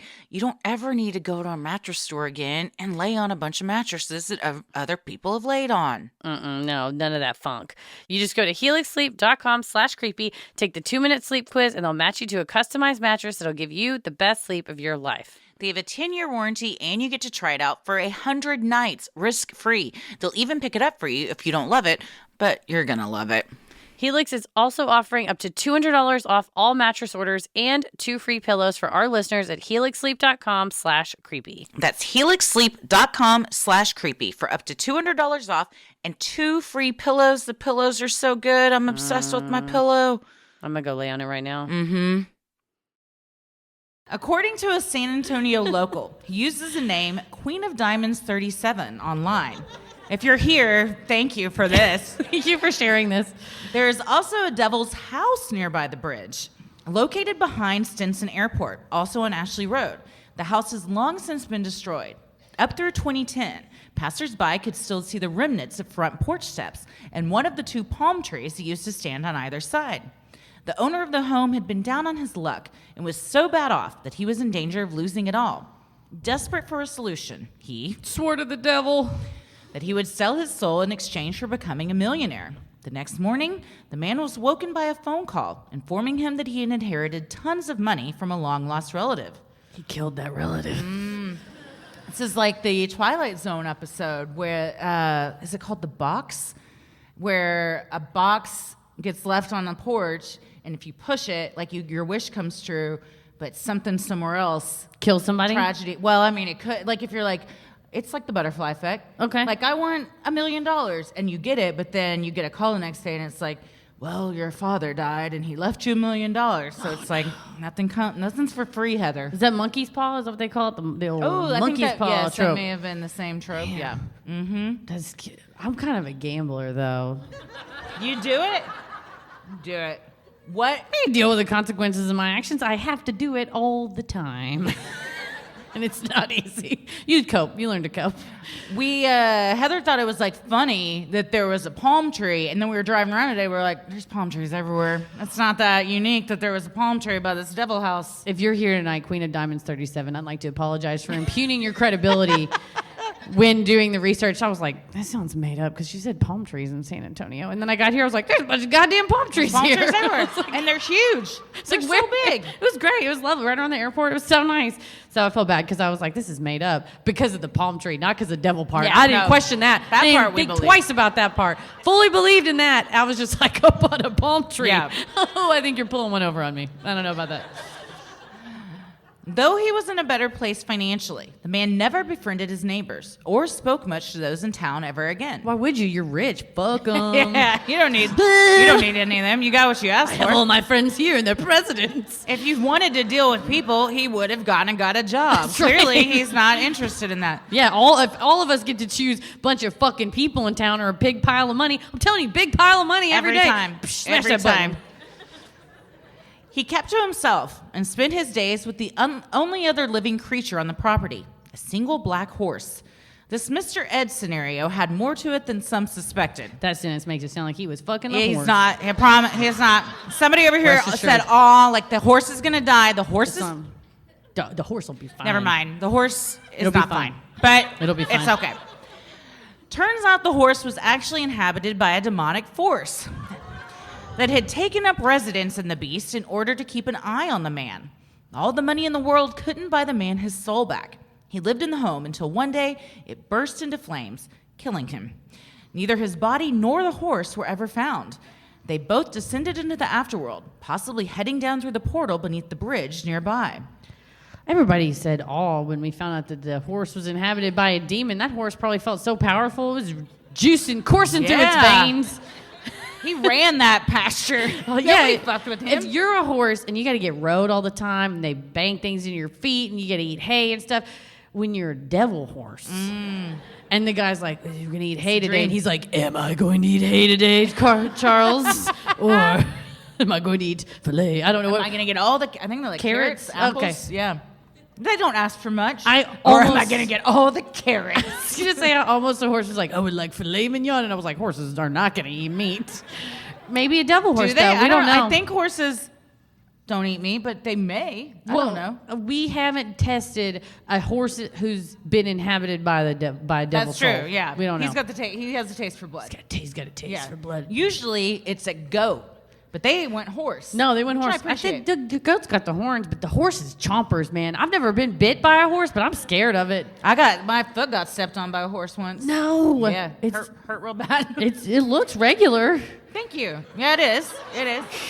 And the horse wouldn't move. I had to yank my foot out from underneath it. That horse was like, fuck you. What'd you do to it? I was a child. I'm not trying to victim blame. Nothing. I was petting it. Oh, And it wrong just, way. yeah, I guess. I went up instead of down. It was like, I don't like that. Damn. My hair goes the other way. You got that power. We saw the Budweiser Clydesdales at the they're state fair. huge. Those dicks, I swear to God. So big. And the guy, unnatural. I mean, it's natural because that's what they're So born with, but embarrassing. it's unnatural. why at the those same horses time. are huge? It's crazy. And I mean, you see them on TV, and they're usually zoomed out and they're running. But when faced with them, and you don't want to stare. But you're going to. But I think it's kind of rude not to, right? It's there. And there was a guy at the state fair, and he's like stuffing hay in the bag, and he goes, I know, right? You're like, yeah. I was like, we all know, buddy. That's why we're all here. I was like, I wasn't looking at Did it have, you know how their feet have the little hair? Mm-hmm. Like the little that looked like back in like 2004, those boots we all bought from Marshalls with like the fur on them. Yeah, that's what like Clydesdale foot boots. Did it pee-pee? did it have that? No, Oh, it was. okay. I'm trying to think of a good analogy. I for, saw one at medieval times. And That's a place for children. This was in 2008, and it's burned in my brain. You'll be on your deathbed, and you're like, I see it. They're like delight. You're like medieval times horse penis. I mean, it's like it was 2 feet long. That's just a flex. That's a brag right there. I mean, now you're you know just what? bragging. It's night one that night, so I guess that's why. Medieval times, I've learned. Y'all didn't ask, but we're going to talk about medieval times tonight. Is that a thing that everyone knows about? You here? guys know medieval times? Okay. Woo, everybody. Sometimes to us it's normal, and then people are like, "What's It's okay. What's First of all, Miracle Whip or what? No, what's biscuits? Somebody was like in UK. Yeah. Okay, like, well, they're like, you eat biscuits with gravy? That's disgusting. We're like, well, biscuits are something else. they're not here. a cookie. We watched Ted Lasso. We know what a biscuit. You know, I know about your culture. Okay, I watched Jason Sudeikis muddle his way through in a tracksuit. I'm good. I don't need to go there. We're cool. We've seen the whole show. Love that show. Still haven't seen if Love and Ted Lasso is chuggy, put a live, laugh, love sign on the back of my Hyundai Elantra that I crashed into the parking garage today. But medieval times. What I Back tell to you, medieval the times. inside of my brain sounds like a YouTube video at 2 times speed. We went there recently, and I've got down this rabbit hole of behind the scenes info from former workers of medieval times. And there's like I have a lot of respect. There's a whole hierarchy of when you start and then you have to work your way up. And I don't know why I just assumed if you were willing, they'd give you a mace and a horse and let you go at it. I hope they train you. They do. Okay, good. They said, but get this. They said it's like 7 hours a day of training. Good I was Lord. like, oh my God. That's They don't train ridiculous. that much for the NFL. No. Like, what is happening? And are you getting paid for that? I mean, they're not that impressive of fights. Well, I mean, where else are you going to see two knights going at it? But Yeah. the Ren Fair, I guess, over by Yeah. the beer tent. That's true. But yeah, I was very. You and also the- have to like work your way up to be the queen or whatever. Oh yeah, Yeah. It's a big thing. It's a big not deal. easy. It's a big deal. It's not easy. Who do I have to fuck around here to be the queen at medieval times? It's that horse. I'm just kidding. I'm just kidding. That was terrible. Please don't do that. His name is There Melvin. is a documentary about that. Oh my God! It's awful. It's called Beast. Don't ever watch it. It's terrible. If you want to ruin your life, go check it out. You and I talk about things that we look at on the internet, and the fact that you've watched that and I haven't. I did not watch all of it. Oh, okay. There you go. I found out. In fact, think I maybe like watched a minute, and then my friend was like, "You know, this is about," and I was like, "Nope, we're turning this off. Cannot deal with that." Yeah, I feel like that's one that you don't need to watch the whole thing. yeah. You get it. You get it pretty early on. Well, years later, when curious teens would go by the Devil House, all they found was the stoop and the fence knocked down. A local using the name H.H. Wolfman. Hey. Visited with friends in the early 1990s, of course, and found a back road past the pool, in which Everyone said that's where the devil worshiping was held. why do devil worshippers, why do people always want to put them in like these creepy, spooky, like rundown places? What if they just want like the Hilton? Yeah, they rent out a ballroom. Yeah, there's one next door. Maybe they could just go there. Storage unit. There's a lot of places, climate controlled. Yeah. Private areas. An Airbnb. Yeah. For the weekend, Oh, like like a nice Airbnb in the mountains. impugning the devil worshippers' Yeah, there's a taste. stereotype there. Unfair. In his book, Haunted Bridges, Over 300 of America's Creepiest Crossings, Arthur Rich Newman writes that the bridge may, in fact, be a portal to hell. The all-encompassing darkness marks the time when the portal to the underworld opens, allowing spirits to cross between the two planes of existence. Even those far away from the bridge may notice certain nights when the bridge is darker than usual. If you happen to be up close, driving on the bridge at that time, you may notice your headlights have been swallowed by the pitch-black surroundings. If you suddenly hear The horrifying sounds of screams/moans filling the air. then Newman says, At that moment, you are said to be in hell. but he cautions, Don't freak out. The portal will close as quickly as it opened. but what if you're in the portal when it closes? You shouldn't have freaked out. Just keep going. You just, what do they say? Just shift it and keep. Just close your eyes and shift. and shift faster. Just keep it You gotta shifting. get out of that. That's why you gotta have a Camaro. You can't take a regular car across the bridge. You gotta have something that like goes 0 to 90, 2 seconds flat. There's no place for an Elantra. You need to.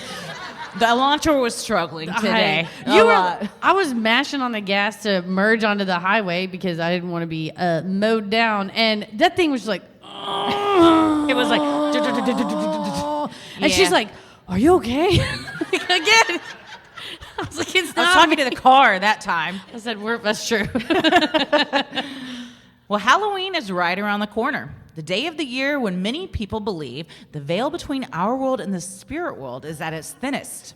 It is said that during the witching hour, 3 a.m. on Halloween, the veil completely disappears, allowing both good and evil forces to come and go as they please. If you find yourself on Ashley Road near Mission San Juan around this time on October 31st, you might want to turn around and head the other direction, or risk having the portal swallow you whole, bringing you face to face with whatever dark force calls the Devil's Bridge home. It would be cool to be out there on Halloween. I think so. Except all those people are going to be bummed out.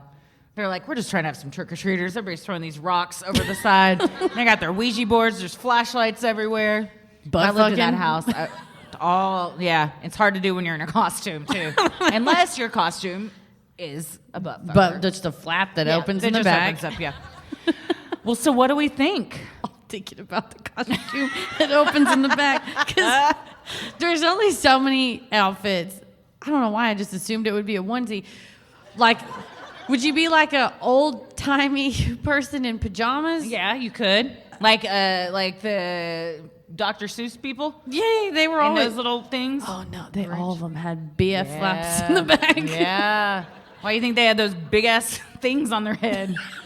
Bend right over. Cindy got nasty. Still got nasty.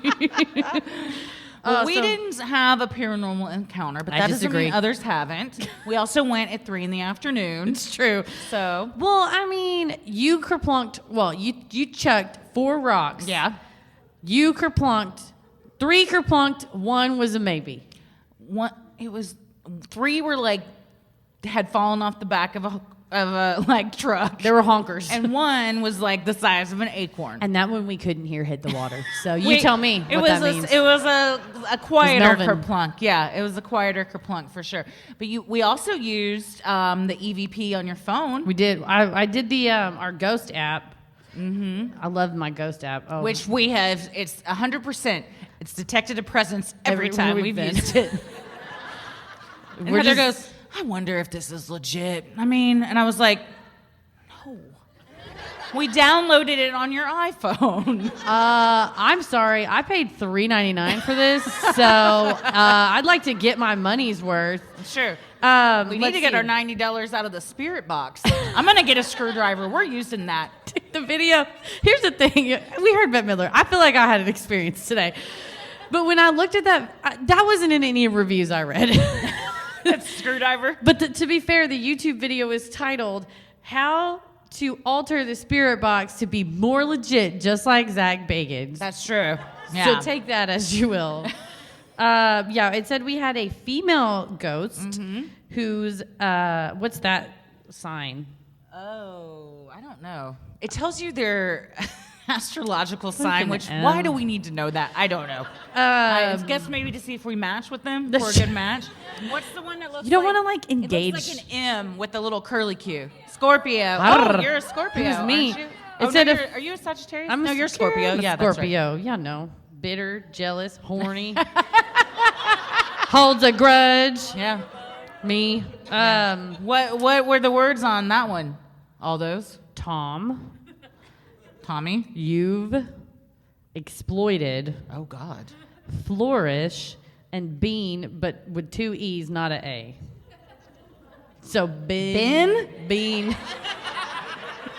Bean. We have a difference I'm of glad opinion. we're in Texas. I'm glad we're in Texas. People Why? hate on me for Yikes. how I say words. Bean. Bean. Hey, what's this? What color is that? Orange. It's No, orange. the first tart. time I heard her say that, I was like, "What? Orange? What do you say? You eat you like orange? Do you mean like the color orange? Yeah, orange. Orange, like the juice you mix with champagne for mimosas. Yeah, I'd like some orange juice. Orange juice. It's great. It gives What me was heartburn. the other ghost we got? Spirit type was unknown. And its sign looks like a little Square. A square with like, but It's a the square. top is like kind of curved. Gemini. Gemini. Thank you. Thank you. And its status was lost. Oh. This was the one that was right next to us. It says it was 0.3 meters to our right, which that's when you said it was me because you held the phone. And were- lost? Fair enough. Dropped my phone while we were trying to GPS. I couldn't get it to attach. It was a whole thing. This one, the message we received from the ghosts on the bridge with my $3.99 ghost hunting app was Beth, conscious, heart, you be alone. So sorry, Beth. He's not coming back. It's not. Dang. You be alone. But Well, there were some big ass spiders there. there was a big ass spider. That was impressive. Melvin. That was Yeah, Melvin reincarnated. yeah. If you want to come back as a big ass spider. There was a weird thing with this other app that I got. I read these articles, and on the one hand, it says it's very legitimate, and then as soon as you go to like a well-documented publication, they say it's a lie. So it's rude. Someone told me this one was said it's approved by Sweden's hottest ghost hunters, and I was like, fuck yeah. Ooh. I also think I paid for this. Sorry for all the charges you're going to see in the show debit card. Just write them off. But it had who do you write it off? You just write it off. You You write just it write off. it off. They just write them off. So it's supposed to detect motion that you can't, that's not visible with the naked eye. When I did it in my house, I was in my office by myself, and so essentially it plots dots on the screen to tell you how much motion's around you. And when I pointed at myself, it plotted dots, and then when I pointed it around the room, it wasn't plotting anything. Well, then today, when we were on the bridge, the whole entire square was plotted with dots, like all over. So I think there was something, there's some vibes. I'm not A gonna. lot of dragonflies. I'm not. Listen, I like to admit when I'm out of my element, and I'm not going to tell the director of San Antonio Ghost Hunters, John Delgado, that he doesn't fucking know the fucking bridge with the most right. ghosts on it. Or who was the author that researched 300 creepy bridges? She's like, honey, can you just come to bed? He's like, I'm at 298. Leave me. More bridges. She's like, I will leave you. Yeah, she did. She drove across the bridge and left it. She's like, this is the bridge that I'll be leaving you on. It's like, Never driving back across it. and that's 300. Close. The end. Worth it. I like that he was writing this by hand. Of course. Yeah. That's how I assume. If you write a tome on haunted bridges, I imagine it's by hand. It's by hand. Well, and so there. I mean, it's as long as you're at the right one, and some goon on YouTube's not gonna be like, "Stupid, you're at the wrong bridge." If you're at the right bridge, I think at the right time. I believe, like you said, we heard Bette Midler because it was 3:00 in the afternoon, and that bridge isn't for ghost hunting at 3 p.m. It's for whatever you want to do between the doors of your Dodge Camaro or whatever, your Chevy Camaro. That's not. There were several cars parked, and it was like I think there's a trail that leads to like a nature area, like the parking lot. And they weren't like in hiking gear, so I don't. They had their onesies on though. Little butt flaps. Flaps optional. Yeah. Well, that's the Devil's Bridge, you guys. That is the Devil's Bridge. If you're looking for some Halloween fun, Go on out there. head on out there. But we're not finished yet. You got it. So we do this for our Patreon. We do this for our A Patreon. little bit called Judge Christie, and I would like to say my father-in-law, who gave me this gavel, is in the audience. Shout out George Brown. George Brown. Ladies and gentlemen. Thank you so much. George Brown. It says Judge Christie, Precinct 13, Sinisterhood. So, explain how we like to do this. So normally, if we could have some assistance from our friends in the tech booth, we need a microphone because we will be asking you all if you have a grievance. And the grievance is usually, you have a tiff betwixt friends or, a lover's quarrel. No bummers. No bummers. And then, it's a kind of a hybrid of, am I an asshole? Or, I did this thing. I would like to be justified or chastised for it. We don't hold back. We love you. We're happy you're here. But I'm about to tell a story. I always start us off. I've done, when I started this the first night, I was like, I haven't done enough things to talk about. And then you do some soul searching and you're like, shit. Like, wow, this could be a spin-off show. Heather's grievances. Confessions. So I don't have but most of the time in this, I've done something and I need you to tell me if I'm a good or bad person this way. So this one was, it was one of my early jobs that I had. I worked as a receptionist. It was the first gig. That's why I'm so comfortable answering the phone or talking on the phone. Today I tried to call the rental car place and she was like, I would spend 30 minutes on an app trying to text somebody before I would pick up a phone. 1,000% every time. So that I learned how to, answer phones and everything. Well, I worked with a gal up at the front and she was super nice, everything. And oh God. So this was again, early young Heather. So oh God. How old were you? 20s. 20s? Okay. So early on. So I get a, we're supposed to start at a certain time, whatever, 9 a.m. And I get a call and the other girl that works with me, and we were pretty good friends and everything. She was nice. And she's like, hey, you gotta tell him I'm going to be late. And I said, okay, whatever. And then, I'm sorry. And I feel like you'll relate to her because of what is transpired that led to her lateness. Is this involve a car? She Shit in her car? Yeah. So she goes, I was driving to work and it all happened so fast. And I was like, did you get in an accident? And she was like, I had an accident. And I was like, Worst kind. Insurance doesn't cover know. this. The insurance did not cover it. I was like, oh my God, I'm so sorry. And she goes, it's a mess. It's everywhere. It's a disaster. It's so bad. And I was like, I am so sorry. And she goes, just tell him I'm going to be late. And I said, I got you, girl. Like, we're friends. Like, we're cool. And so I had to go into my boss's office, and she was very intimidating. She had a very intimidating haircut. What was it? Very blunt haircut. Sharp lady, Oh, like blunt haircut. Anna Wintour? Kind of, yeah. She was kind of like, steak! Yeah, she was a bit like that. And so I'm kind of a word vomity type of a person. If you're just one of those people that your friend drug you here tonight, you're like, yeah, I know. I've known you an hour and a half. Begged you for that. So I went in there and I said, hey, I want to let you know that, we'll call her Jenny. I'll say, I'll let you know Jenny can't, she said she's going to be late. And she's just going to be late. And that's what Jenny told me to say. And then our boss will, I'll call her Marge. And she goes, why? And I just went, she pooped herself. Oh, so you knew. Yeah, she said it on the call. Okay, so you weren't mistaken that it was a car accident. No. Because I said, when she said on the call, I've had an accident, and I said a car accident, and that's when she said, no, it's a disaster. It's everywhere. Oh my God, I don't know what I'm going to do. It's everywhere.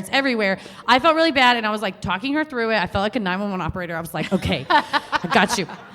But then she said, please just tell them I'm late. Yeah. But then Marge was really intimidating. And it was like one of my early jobs, and I was very nervous. And so when I went in there, and she was like, where's Jenny? And I said, well, she just called. She said she's going to be late. And she's like, why? And I panicked under pressure. You could have said anything. She took a life. I was like, I didn't say anything. I was like, oh, she said, fuck you. I don't know. Anything would have been better than she pooped herself. And then What did the boss say? You can go back to your desk now, is what she said. And so I did. And so then, 10:30 rolls around. I'm sure she, hopefully showered. And she comes in. And Jenny's like, thanks for covering for me. But then I saw, a mid-level supervisor coming out of Marge's office and was, kind of made eyes at Jenny. And then Jenny was like, what's going on? And I was like, that's weird. I don't know. But then, we all, I was friends with a few people, too. You made up a nickname for her, didn't you? Yeah. I can't. It rhymed with her name. Her name wasn't Jenny. But her name wasn't Jenny. No. I'm trying to think of, what was the nickname? Well, let's say if her name was Patty, we called her Shatty Patty. I'm sorry. Was that what her name was? Her name wasn't Patty, but it was similar to that, fill in the blanks. I didn't say it to her face. I'm a bad person. It worse. This is 30 years ago. I'm not that old. This was you were 2 at this, or 4 years old at this job. I'm not shitty. Stop it. You'll never get it. I bet I will. No. I'll be thinking about this all night. She's a nice person. She may listen. I don't know. She's got, she's married, got kids. I don't want to She's got kids. God and now when the kids shit, she's like, I know what you're going through. Oh, yeah. So is your question, are you the asshole? So, to be fair, my boss asked me why she was going to be late. Was I out of line for accidentally saying... Accidentally? Well, it was accidentally is impulsive. Tripping over something on the floor. I do that all the time. I think you could have... told the truth with being more vague. She had an accident? Yeah, she had an accident. Okay. And then I'll take it. I think, but that's not what makes this that bad. I shouldn't have told you the rest of it. It's the now everyone in the office knows, but did she know everyone in the office knew? Not everyone in the office. It was one of Enough those people to where a nickname was that's what she then went by. She didn't go by the nickname. It was just me and my friend and another girl and probably their spouses. I don't know. What did her real name, what did it start with? I'm not telling you. I'm going to figure this out. Was it D? It's Mulva. Her name was Mulva. What name rhymes with diarrhea? Listen, I've ruined her life enough. I'm not saying it on the air. Shiarrhea. It was Diarrhea, diarrhea. That's right. That's exactly what it was. Shiarrhea. Yeah. And we sang the song when you're driving in your car and your doo-doo goes too far, shiarrhea. It was mean, but it was great. No, I'm kidding. It was not, but it's fine. It's Mulva. It was Mulva. It was Mulva? Her name was Okay, Mulva. I'll find out later. Don't worry, guys. Yeah. Like I said, she's, I don't want to like run into her, or she texts me. Well, if she listens, I want you to know that Heather did a bad. Thank you. I'll take my punishment. You should. And now the punishment is you did a bad. The judge rules. By the way, I'm also, my rulings are final and global. And global. Thank you. Yeah, I rule everywhere. Yeah. Thank you. Thank you guys for not. I mean, you judged me. Some people were booing. I saw. It was okay. I deserved it. So what we need is if you feel like you've done a bad or you are in a fight with someone. Another one like Paris and I fight about whether a donut is breakfast or dessert, and it's breakfast. It's a hot debate. Hot debate. He'll scream. He's like, it's dessert. So something like, a silly grievance or something you have with someone, yell, I have a grievance, and we'll have one of our friends from LOL Comedy Club bring you a microphone. Mm-hmm. So yell, I have a grievance. No, everyone's we're scared gonna go after home your early. Story. Listen, I'm not going to make a nickname up about you later. I won't. I would never.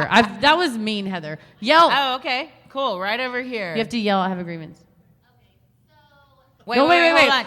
First, you have to. Heather I really likes it when people yell, I have a grievance. I have an issue here where I have to do things the same way. Like our laptop, we have to sit this way on the stage. Like if this was crisscross, I wouldn't do the show. So it throws me off.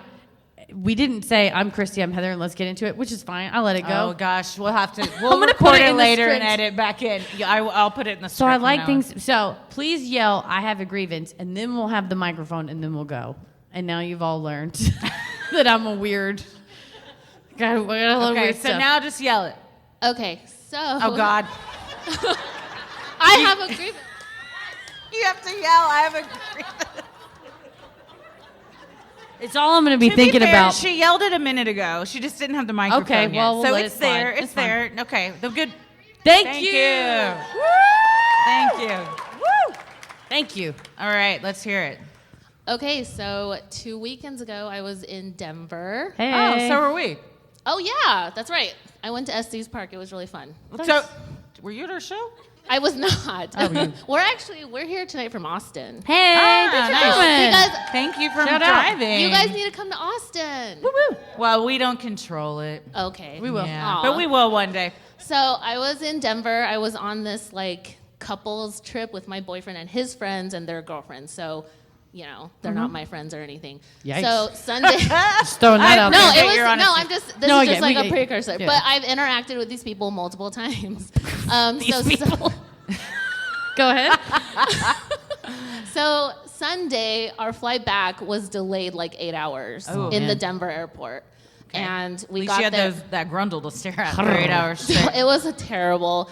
But me being, into true crime conspiracies, I'm like, let me do a Denver airport situation. And my boyfriend and his best friend, they had homework to do because they're both in school. So they were set up somewhere doing their homework. But the girlfriend of my boyfriend's best friend, she didn't have anything to do. So my grievance is I asked her to come with me and she said no.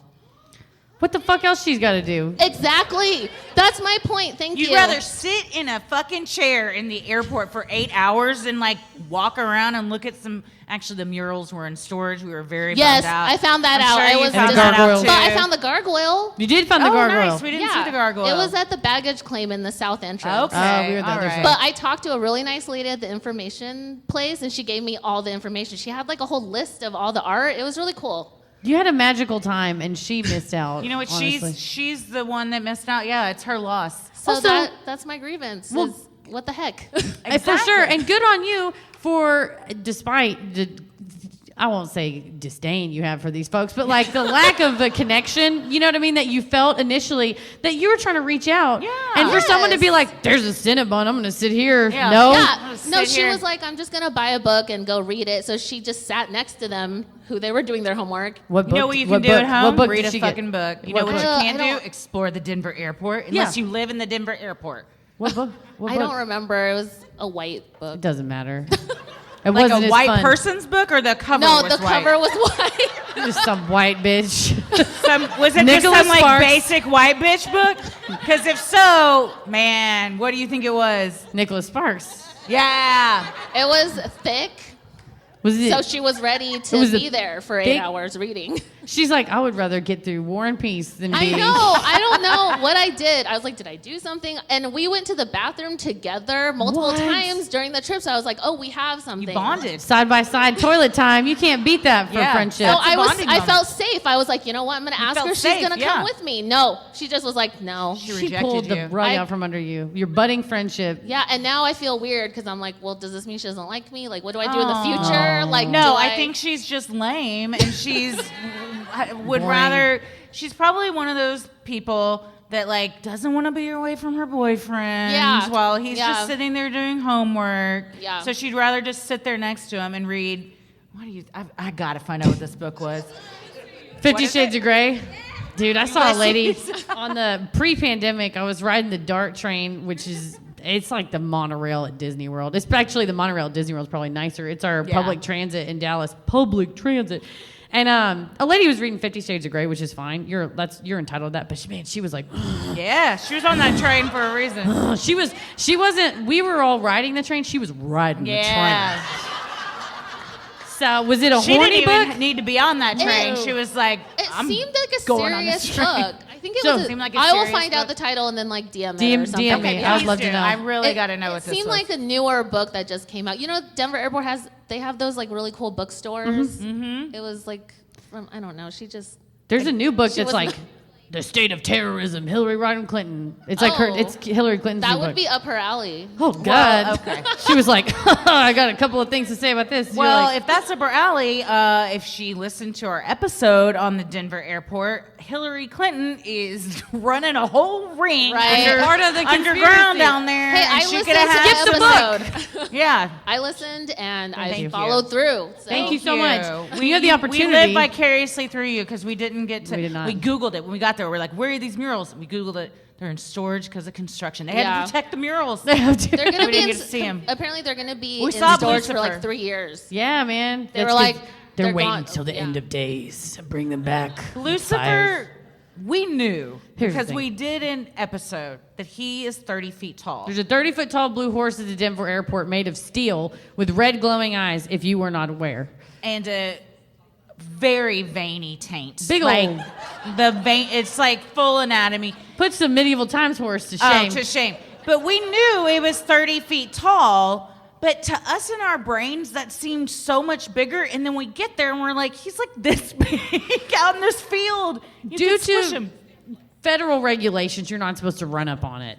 It was. We would have had to like jump a fence and like it was a The whole thing. But when you're driving past it, I was like, you could make that 3 times the size. Easily. We were saying on the episode, we're like, 30 feet is too big. It's not big enough. No, go bigger. Not big enough. And Right, you Congressman. gotta everything. Everything's got. Oh, you gotta. It's gotta go up Gotta in be scale. yeah, Yeah, if proportionate. you're making yeah, the for horse sure. bigger, the tank's got to go right along with it. Well, the final ruling is there's nothing wrong with you. No. She sounds a bit like a wet blanket. You get extra points for asking Yes, someone to hang definitely. out. It takes a And- lot to go out on a limb and then to be rejected by the person that you peed with at least 3 times. Yes, I thought we had a connection, but you know, Have you hurtful. talked to her since? I have not. That She's makes one it of the. weird. She's also more on the quiet side, but like still, Yeah. You can be quiet and not a lame-o. you can be quiet and friendly. Well, you can be Yeah. quiet and you can be in the Illuminati. So Also that. She was yeah. like, about my that. You secrets know will what be happens uncovered. when you say no? If somebody says, "Hey, do you want to go explore this airport? It's all about conspiracy theories," and you say no to that, you're in the conspiracy. if you're an improviser, get the fuck off the stage. You got to. When you say no, like you shut everything down, you shut the fun down. Say yes. She could have had a great time, a great story. She's missing out on a fun story There to tell was now. 8 Always hours. say yes. And now we're 8 talking hours? about It her. was like 8 hours. That's plenty of time to explore. That's a work day. That's Yes. ridiculous. Well, final ruling, you're fantastic, and we're glad that you got to get the Illuminati. inside scoop. Thank you. This scarf has made my hair fall down. That's what I'm doing right now. Do your thing. I'm struggling. I was struggling the whole time, and now Oh, it's you a good? rat's nest I've got going on. But yes, I'm fine. Who else has a grievance? I have a grievance. This scarf. Oh, okay. Oh, we got a couple, but I saw your hand, so Yeah, let's get it. Get our Get microphone the mic right on up here. right on front. I have a grievance against dry shampoo because I know that you used it All today. the time. Covered in it. What's All your right. name? My name is Bo, he, him. Bo. So this is the pettiest possible grievance. Love it. Right up my alley. I found out a few months ago that when my husband pours coffee into a mug, he always pours approximately 8 ounces, regardless of the size of the mug. And I think this is psychotic behavior. I told him this, and he said, well, this must be why you're so jittery after you have 2 mugs of coffee. Attacked.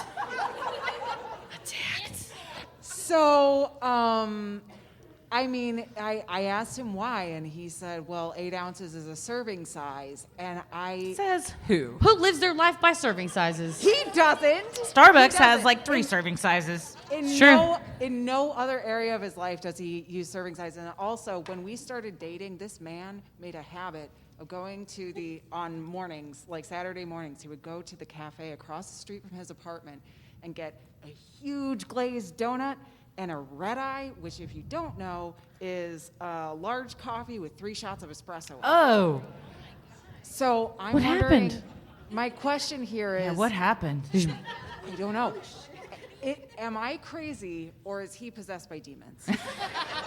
So if he had a big gulp from 7-Eleven, and he would still just pour, and it's this big, he'd pour 8 ounces into a coffee into that? That's right. That's perverted. That's monstrous. That's perverted. It is perverse. It's perverse. Why doesn't? So I'll like to relate to you. Paris drinks. He drinks his coffee totally black, no sugar, no cream, nothing in it. I It was can't. in I his don't Bumble know. profile, so I knew what I was getting into. It was in his Bumble No, profile. it says I drink my coffee black, and I like his Bumble profile was like, I like to make short films with my friends for fun. I drink my coffee black because it makes life simpler, and I think tacos are more than just for Tuesdays. And I was like, marry me. What did yours say? Oh, mine said, I say things into microphones for fun. I'm a lot of fun to have dinner with, but I'll probably spill things. And then in quotes, it said, if that's a veiled criticism of me, I won't hear it and I won't respond to it. And I go, did you know that was a Lucille Bluth quote from Arrested Development? He goes, no, I just thought you were like kind of sassy. And I was like, both are true. But also true. So because he doesn't put anything in it, and we have a little machine, a little Keurig machine, he uses a small coffee cup. We actually call it his cup because I have like 36 mugs and he has 1 cup. And so it fills it's like an 8-ounce cup. It fills his whole cup up. That's the only cup he uses. I don't know what I would be able to do if he took like one of the bigger ones and just had a little trickle in it. Yeah, well, and here's the thing, too. He makes a pot of like 10 or 12 cups of coffee, and then he just keeps going back to it. So so it's not about a serving size. Because he's chug-a-lugging the whole thing throughout the day. At the end of it, I have a question. Is it a inefficient. temperature? I'm a real picky coffee drinker. Is it a temperature issue? Because if you get a large cup of coffee and you don't drink it fast enough, then it gets cold. But what I would, if he's listening, turn off the radio right now. What you could get him as a gift, is one Tommy of has those one little of these. hot plates that you get off of Amazon. It's $10. And then you could drink as much or as little, or one of the, like a thermal mug. Tommy has a thermal, it's like corksicle or something. Like it's like a coffee mug, but it's like a Yeti, but reverse. I had a friend that had an electronic one. I was like, that's too much. You don't need that. Okay, so I don't want to drink out of something that's electrified, but here's the thing. He doesn't like it too hot. okay. I got nothing, my dude. I got nothing. I think this is about. I think this Let's is not turn about on the man, he's control. not here. I think this is about control. He wants to feel like he has control over things, and this is like a small thing that he can control. Okay, yes, I think you might be onto something. And also, he has started pouring my cups of coffee like up to the top. Okay. Okay. All right. After Okay. you said something of like, a little bit more here. Well, he was looking Don't at be me shy. like I was the weird one. I'm like, nobody does this, right? Like, We're here to confirm for If you. I knew I was gonna have 2 cups of coffee in a row, I would get a mug that fit 2 cups of coffee and pour that in there. Like I get a 16 ounce. I get a venti when I go to Starbucks. It's 20 ounces. Oh shit! Really? Venti means 20. No wonder I'm fucking the rest of the day. You're like, I'm all jacked up. I only had a small coffee. I I only was had like, that's not what 16 venti ounces. means. Venti does not mean small. Because I'm like, why would I get 2 grandes? No. Would I get a grande and then go back through the drive-thru and get another grande? No, I'm just going to get one venti. It's true. It's more efficient. Do you think think so. that he likes to walk? Do you like? Does he he? gets Is his it a steps nice? You work from home. Like, is it like he's going back to your kitchen, or is he just like, I don't want to sit at this fucking desk anymore? Or like at work, and That's a it's good a excuse to reason get up. to go back to the kitchen. I don't even know what his coffee habits are at work. Oh God! wow. This could expand. What if you go to work and they're like, this guy, he drinks huge cisterns of coffee here, and you're like, you've been holding out on me at home. They're like, it's the coffee guy. Hey, it's coffee guy. He puts a straw in the pot. It's crazy. At first, we tried to write him up, but it was hilarious. Can't keep a pot full with this guy around. You know, he drinks it straight from the what? That man, the betrayal. Yeah. Fuck. It's weird. Yeah, It's that's weird. That's You're weird right. stuff. It's totally That's the weird. kind of thing you got to put that in your dating profile. Yeah. Regardless of you gotta be receptacle, upfront I about only that. drink 8 ounces at a time. When and you then got you're a like, weird quirk like that, you gotta be Or you can be upfront. like, I can deal with it. Like, Yeah. you gotta. That's the stuff you gotta reveal in advance. Yeah. Yes. In Final advance. ruling. He is weird. Get him one of those thermal mugs for the next holiday. See if See if that he maybe. helps. Oh, but you say he doesn't care. You know what? I don't have any answers for you. I'm sorry. I think you just gotta accept it. Your opinion is affirmed. Yes, your opinion is affirmed. All it's right, very we strange. got we got here. Do we have, Oh, a very passionate grievance. it's so Oh, important. Okay, we got it. Thank Pass you it so much. down. No, this is really important because I came down here from New York. So, For this show? Yes. Well, Oh no, my- no, no. oh. I Okay, never mind. It just so happened. It just so happened. It worked out. It worked out. It just so happened that my work was doing a thing, so they paid for me to come down here. You're a Suckers. Patreon, aren't you? Yes, I am. saw Yes, your yes, yes. message. Thank you Yeah. so much. Yeah, We from- read them. We read them all. Every one yes, of them. yes. Every No, my single job. one. My job paid for me to come here, and I was like, all right, I'll stay. So did ours. Yes. So I come from New York, and I'm a connoisseur of Tito's, and I'm like, I'm coming to the land of Tito's. I am going to enjoy Tito's everywhere I go. Yes, please and, do. And last night my job took us out to this wonderful bar for like a nice little treat, and I will not name the bar because I do not want to call them out because I don't know. Oh, I am a lady. I don't want. what does it rhyme with? Did they shit their pants? Is it If you were gonna patty, rhyme it shatty with patty? with a type of shit, what would you rhyme it with? What is it? What does it rhyme with? Wait, what did they do to you first? Dusties? I don't know. It's called Duskies? Dusty's. No. The they have rustic. one of those Oh, in there's a Dallas. rustic in Dallas. Yeah. like Okay, a chain. never mind. I don't know. Whatever. Listen, I said nothing. You didn't say your name, so I they said can't nothing. come get You can't incriminate me. Okay, so I was there and I asked for a Tito's and Diet Coke.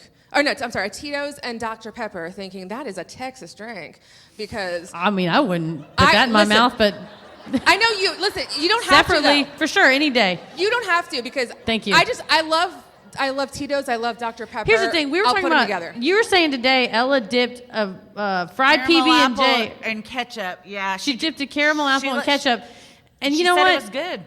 You may be a visionary, so fuck me. I'm sorry. You know what? I'm not here to be judged for my taste. It's okay. We're all good. Here's my thing. I asked for Dr. Pepper. I asked for Tito's. Two things I think are very Texan. They are. Super. They had neither. Whoa. And it wasn't Carpetbaggers. Carpetbaggers. listen- get out of my state. I'm kidding. Texas. Whoa, I she came stood to you, up. She Texas. Just addressing this crowd, you all. I'm just saying, I came to you, Texas, Thank to see you. Yes. And they failed you. and Right they- to they your failed me. councilman. I'm just. And it wasn't even that they were out. It was They just that they didn't don't carry it? Carry it. That's Yikes. insane. Do you know what vodka they carry? Don't tell me Belvedere. Don't tell me Grey Goose? Ciroc. It was Belvedere. It was fuck outta Belvedere here. and some random one I've never heard of before. McCormick's. Vox? No, it was like I've literally never heard of it before in my life. Hornitos. Oh, that's tequila. It was like something like Claude Monet's Garden of Eden, like in my asshole. I don't know. Like, Now that one I'd try. Yeah. That's the immersive Van Gogh experience I wish Dallas had going on right now. yeah. Kiss my grits. Well, they didn't. Damn. Well, a couple of things. Tito's and Dr. Pepper are both very Texan. So are, oh gosh, I don't know. What are two other things that are super Texan but don't go together at all? Don't say something political. Don't say something political. Don't say something political. some things. Oh, like armadillos and cheese dip. What do you? Oh, the rustic. I wanted to know. I'm pretty sure the rustic is owned by like a country singer. Kyle Noonan and Josh Sepkowitz. Is Kyle Noonan Texan? Is he from Texas? From Texas? Kyle, good God. Kyle Noonan, if you're listening to this, we didn't say you were a bitch. I do think you should. But I want you to Tito's. know some people said it. I didn't say it. There's only. That wasn't me. This is bullshit. He's got the blue check on Instagram. I got a big chip on my shoulder. 13,000 followers. How did he get? No, it's that? 134,000. Oh, never mind. I can't read. Okay, that's 134,000 people who need to understand he doesn't have Tito's at his bar. I know. That's wild. I don't know how you have a bar in Texas and you don't have Tito's. You have Thank Tito's? you. Heather is commenting on a Facebook picture right now. It's an Instagram photo of him, and he said, "So proud of my guy." Oh, it's He's his with kid. his son. He's with his son in this picture. Let's go. I'm gonna go to another photo. It's just his kid. It says, "Oh, he's at Notre Dame They're bucket at Notre list." Dame. I'm gonna say, He's "Cool not from video!" Texas. This motherfucker isn't Mark. from Texas. Am He's I got logged in as Notre my- Dame. Okay, I'm logged in as He doesn't myself. carry Tito's. Cool video. Why don't you have Tito's vodka or Dr. Pepper at the Rustic location in San Antonio? As a Texan, I am hearing from a Yankee friend that she was not to have those two very Texan items. Anyway, nice video. Play like a champion. You got to end it like play. What's your name? Like a champion. Who knew him? What's your name? Oh, that's his wife? Do you know, like, are y'all friends? What's your name? I'm going to say you say hi. P.S. Your wife's former roommate speaks very highly of you. This guy's head is going to fucking explode when he gets the most lunatic message he's ever received in his life. Also, best of luck to your son. I hope everything went well. Best of luck to your son. Does this kid play for Notre Dame? XOXO. Post. Oh my God. Please, okay, we're gonna keep this up. We're gonna keep this up for the rest of the show, and we're gonna refresh, and hopefully he comments. You know his wife. Text her and say, check your Instagram messages. And we're gonna get some answers. Oh. She might have had more than one roommate. He's a douche. Well, if you're listening to this, an anonymous source says you're a douche. Correct that by fixing the menu at the Tito's. Show us how much control you really have, as it says that it's your brainchild. Well, you need to get your child right. We're get very it right. Sorry. Apologize. As a Texan, I'm sorry. I hope. Are you enjoying Tito's right now? Hell yeah. LOL knows how to treat people. Final ruling. Kyle Noonan. The Rustic. I'm not going to say boycott until they get Dr. Pepper and Tito's. But if you I'm comment not on say all their boycott. If you comment on all their posts, they'll have to. If everybody tweets him or goes and comments on this video of his kids slapping the play like a champion today sign at Notre Dame.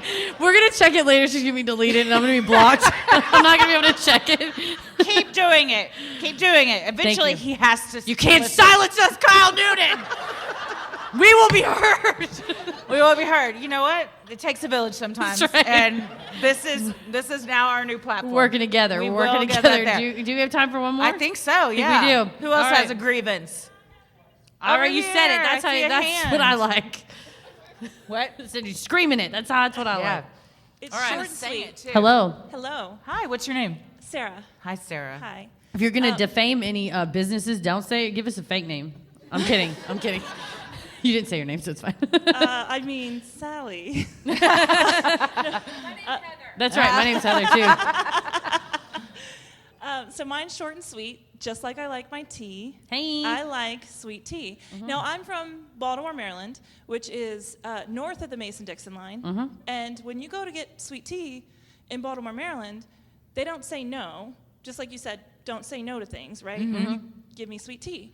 So my grievance is, and there are a lot of servers in this room, and I apologize if I offend anyone, but if you are a server and I ask for sweet tea and you say there is sugar at the table, and I have unsweet tea, This happens way more often than it should south of the Mason-Dixon line. So when you're in the South, you should expect to get sweet tea. Yeah. But do you know how often I am turned down and told that there is sugar on the table? I don't mean to be like, and I'll never be like, where's your manager? Or anything like that. But it is really frustrating to be this far south. And You just not see them often. silently. Yeah. Yes. Yeah. I would I'd flip a table if I ordered sweet tea and someone brought me unsweet tea and was like, there's some Splenda. I didn't ask for unsweet tea that I can add sweetener to. I want the sugar shit that you have in the back. For sure. Sweet tea and tea you sweetened yourself are two totally different flavor profiles. 100%. Totally. I think it's one of those where we talk about it's the tone, much less the words. Mm-hmm. So if someone was like, we would love to accommodate your request, what I can do is I can bring you some tea, and then I can provide you with some sugar so you can control the sweetness level, not like, here's your shit. Like, you know what I mean? Like, so I think that is, and granted, people are busy. I've been a server. I had to do it in a costume. It's not, I mean, that's, talk about, you get surly when you're dressed up in a costume. So I've been very rude to people before on the standing up, not sitting down side of the table of the server experience. But I think that's the issue. Also, I will just putting it out there. You're allowed to live your life however you want to do it.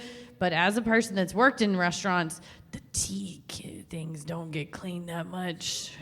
The cisterns, we just dump it, and then there's not a sanitation situation. Is when somebody brings you tea that they clearly made coffee in that pot. Ooh. That happened to me recently. Oh, you can't get it was what's that? Bill Miller's? Bill Miller's? Is that a restaurant? We're going out. We missed our What's Bill flight, so Miller? we haven't been here that many hours.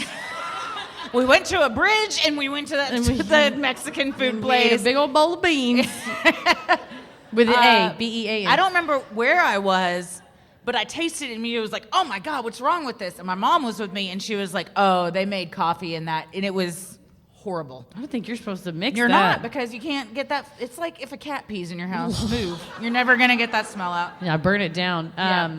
Sell your soul, get a demon horse, burn I the house have down. never experienced this, so I feel like the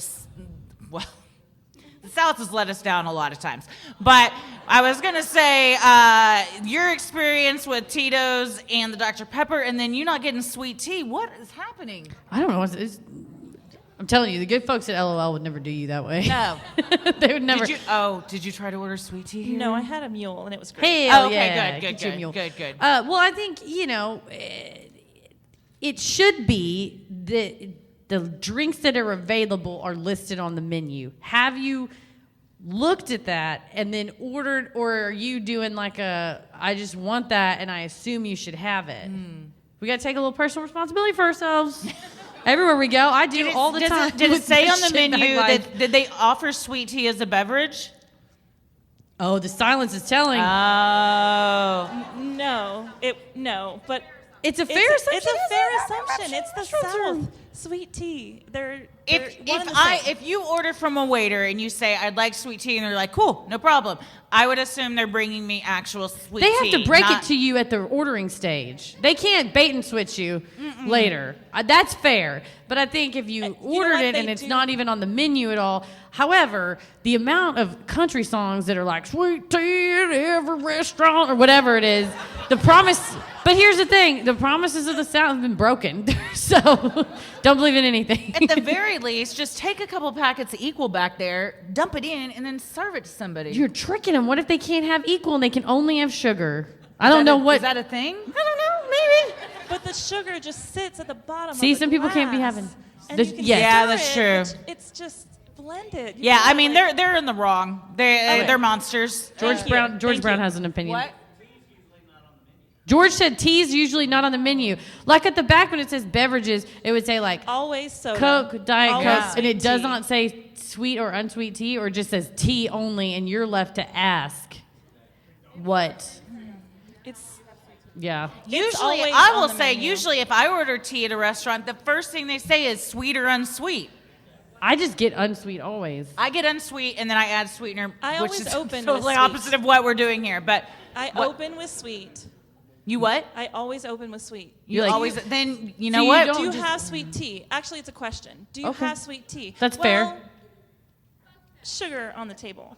Okay. Oh, it's like a consolation prize. Yeah. But you know what? They don't do the bait and switch. At least That's they good. let me know ahead You of don't wanna be time. I don't poisoned. just get unsweet tea. Yeah, it's not the same thing. You don't be Adding it poisoned. yourself is But not it's the really same. not the same thing. No, it's definitely not. The flavor's Fair. different and everything. So, No, that's fair. Yeah. God, we got so. What restaurant was this? We got Heather's Instagram's open. We'll just start commenting if you want. She's ready to go. Final ruling. Oh, the They have probably don't. Man, I'll tell. I will say, I've eaten at the Rustic once. Overrated. Hot take. And too expensive. Final ruling: you should, if a place offers you sweet tea, it's got to be the real thing. Can't be a make your own DIY sweet tea. You know? Yeah. It is law. It is law, and it is law. Yeah. Thank you. Thank you very much. Well, thank you guys so much for coming out tonight. You've been such a wonderful audience. We've had so much fun.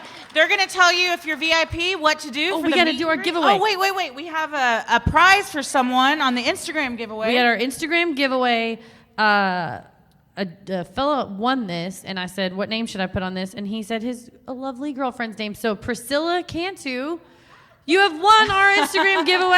Yay! You have won Priscilla. a beautiful. It's a wine glass. It's purple, made by High Proof Designs, and we signed it. So you can come get it if you want it. I said if you want it, get it if you want it. That was the tone. Not That was the more message the I tone, contain. not so much the Apologize. words, the tone. Please take this gift with our utmost gratitude for coming today. I'm gonna come meet you. Hang on. She's got it. Don't worry.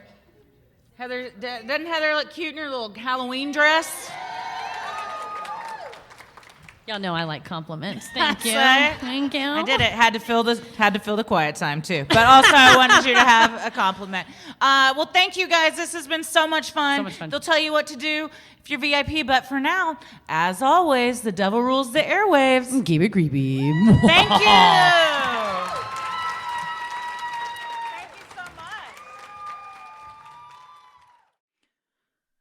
Thank you so much for supporting the show on Patreon. Here are your special Patreon shout-outs. Carla Kidwell, Chloe Barclay, Tamara Cadlick, Elizabeth Marco Giannikis, Amy Schomburg, Bonnie G, Sheila Bobila, Alex Johnson, Jael Russell, Liz Fuller, Sarah Dawson, Hannah Hanks, Loki, Julie Kim, Taylor B., Paulette, Sarah, Alexandra Blatteri, Faith Bess, Braden Moore, Betania Grossen, Brooke Ailman, Mia, Leah Hearn, Wendy Dixon, J.K., Edris Hoover, Logan Nugent, Erica, Katie Wellman, Shauna, Sarah K.W., Danielle L., Whitney Anzeldua, N. Cora, Alexandra Louise, Abigail Baker, Rose Hodge, Taylor Flaherty, Kimberly Dunford, Lauren Bowes, Derek Janarone, Jen Orlando, M. Flowers, Melissa L. Geyser, Ariel Golden, Mads, Kellen Sohn, Anna Van Warthausen, Jordan Poucher, Wino Forever, Jamie Finch, Brittany Bice, Kelsey Hancock, McKinley McGregor, Katie Clark, Chelsea Gadberry, Destiny Bennett, Carly Bauer, Audrey Guerra, Taylor Johnson, Chelsea Covington, Kate Graham, Megan Thomas, Andrea Builds a Fire, Jocelyn Perkins, Peyton Noble, Christine Penny, Megan Ort, Lauren, Cassandra Edwards, Brandon Baker, Bailey Nipper, Kathleen Beers, Emmy H., Kate Malcolm, Daniel Manchi, and Christy Cruz. Thank you guys so much for supporting the show. We couldn't do this without you. We hope we pronounced all your names correctly. We love you so much. Stay safe, stay healthy, and keep it creepy.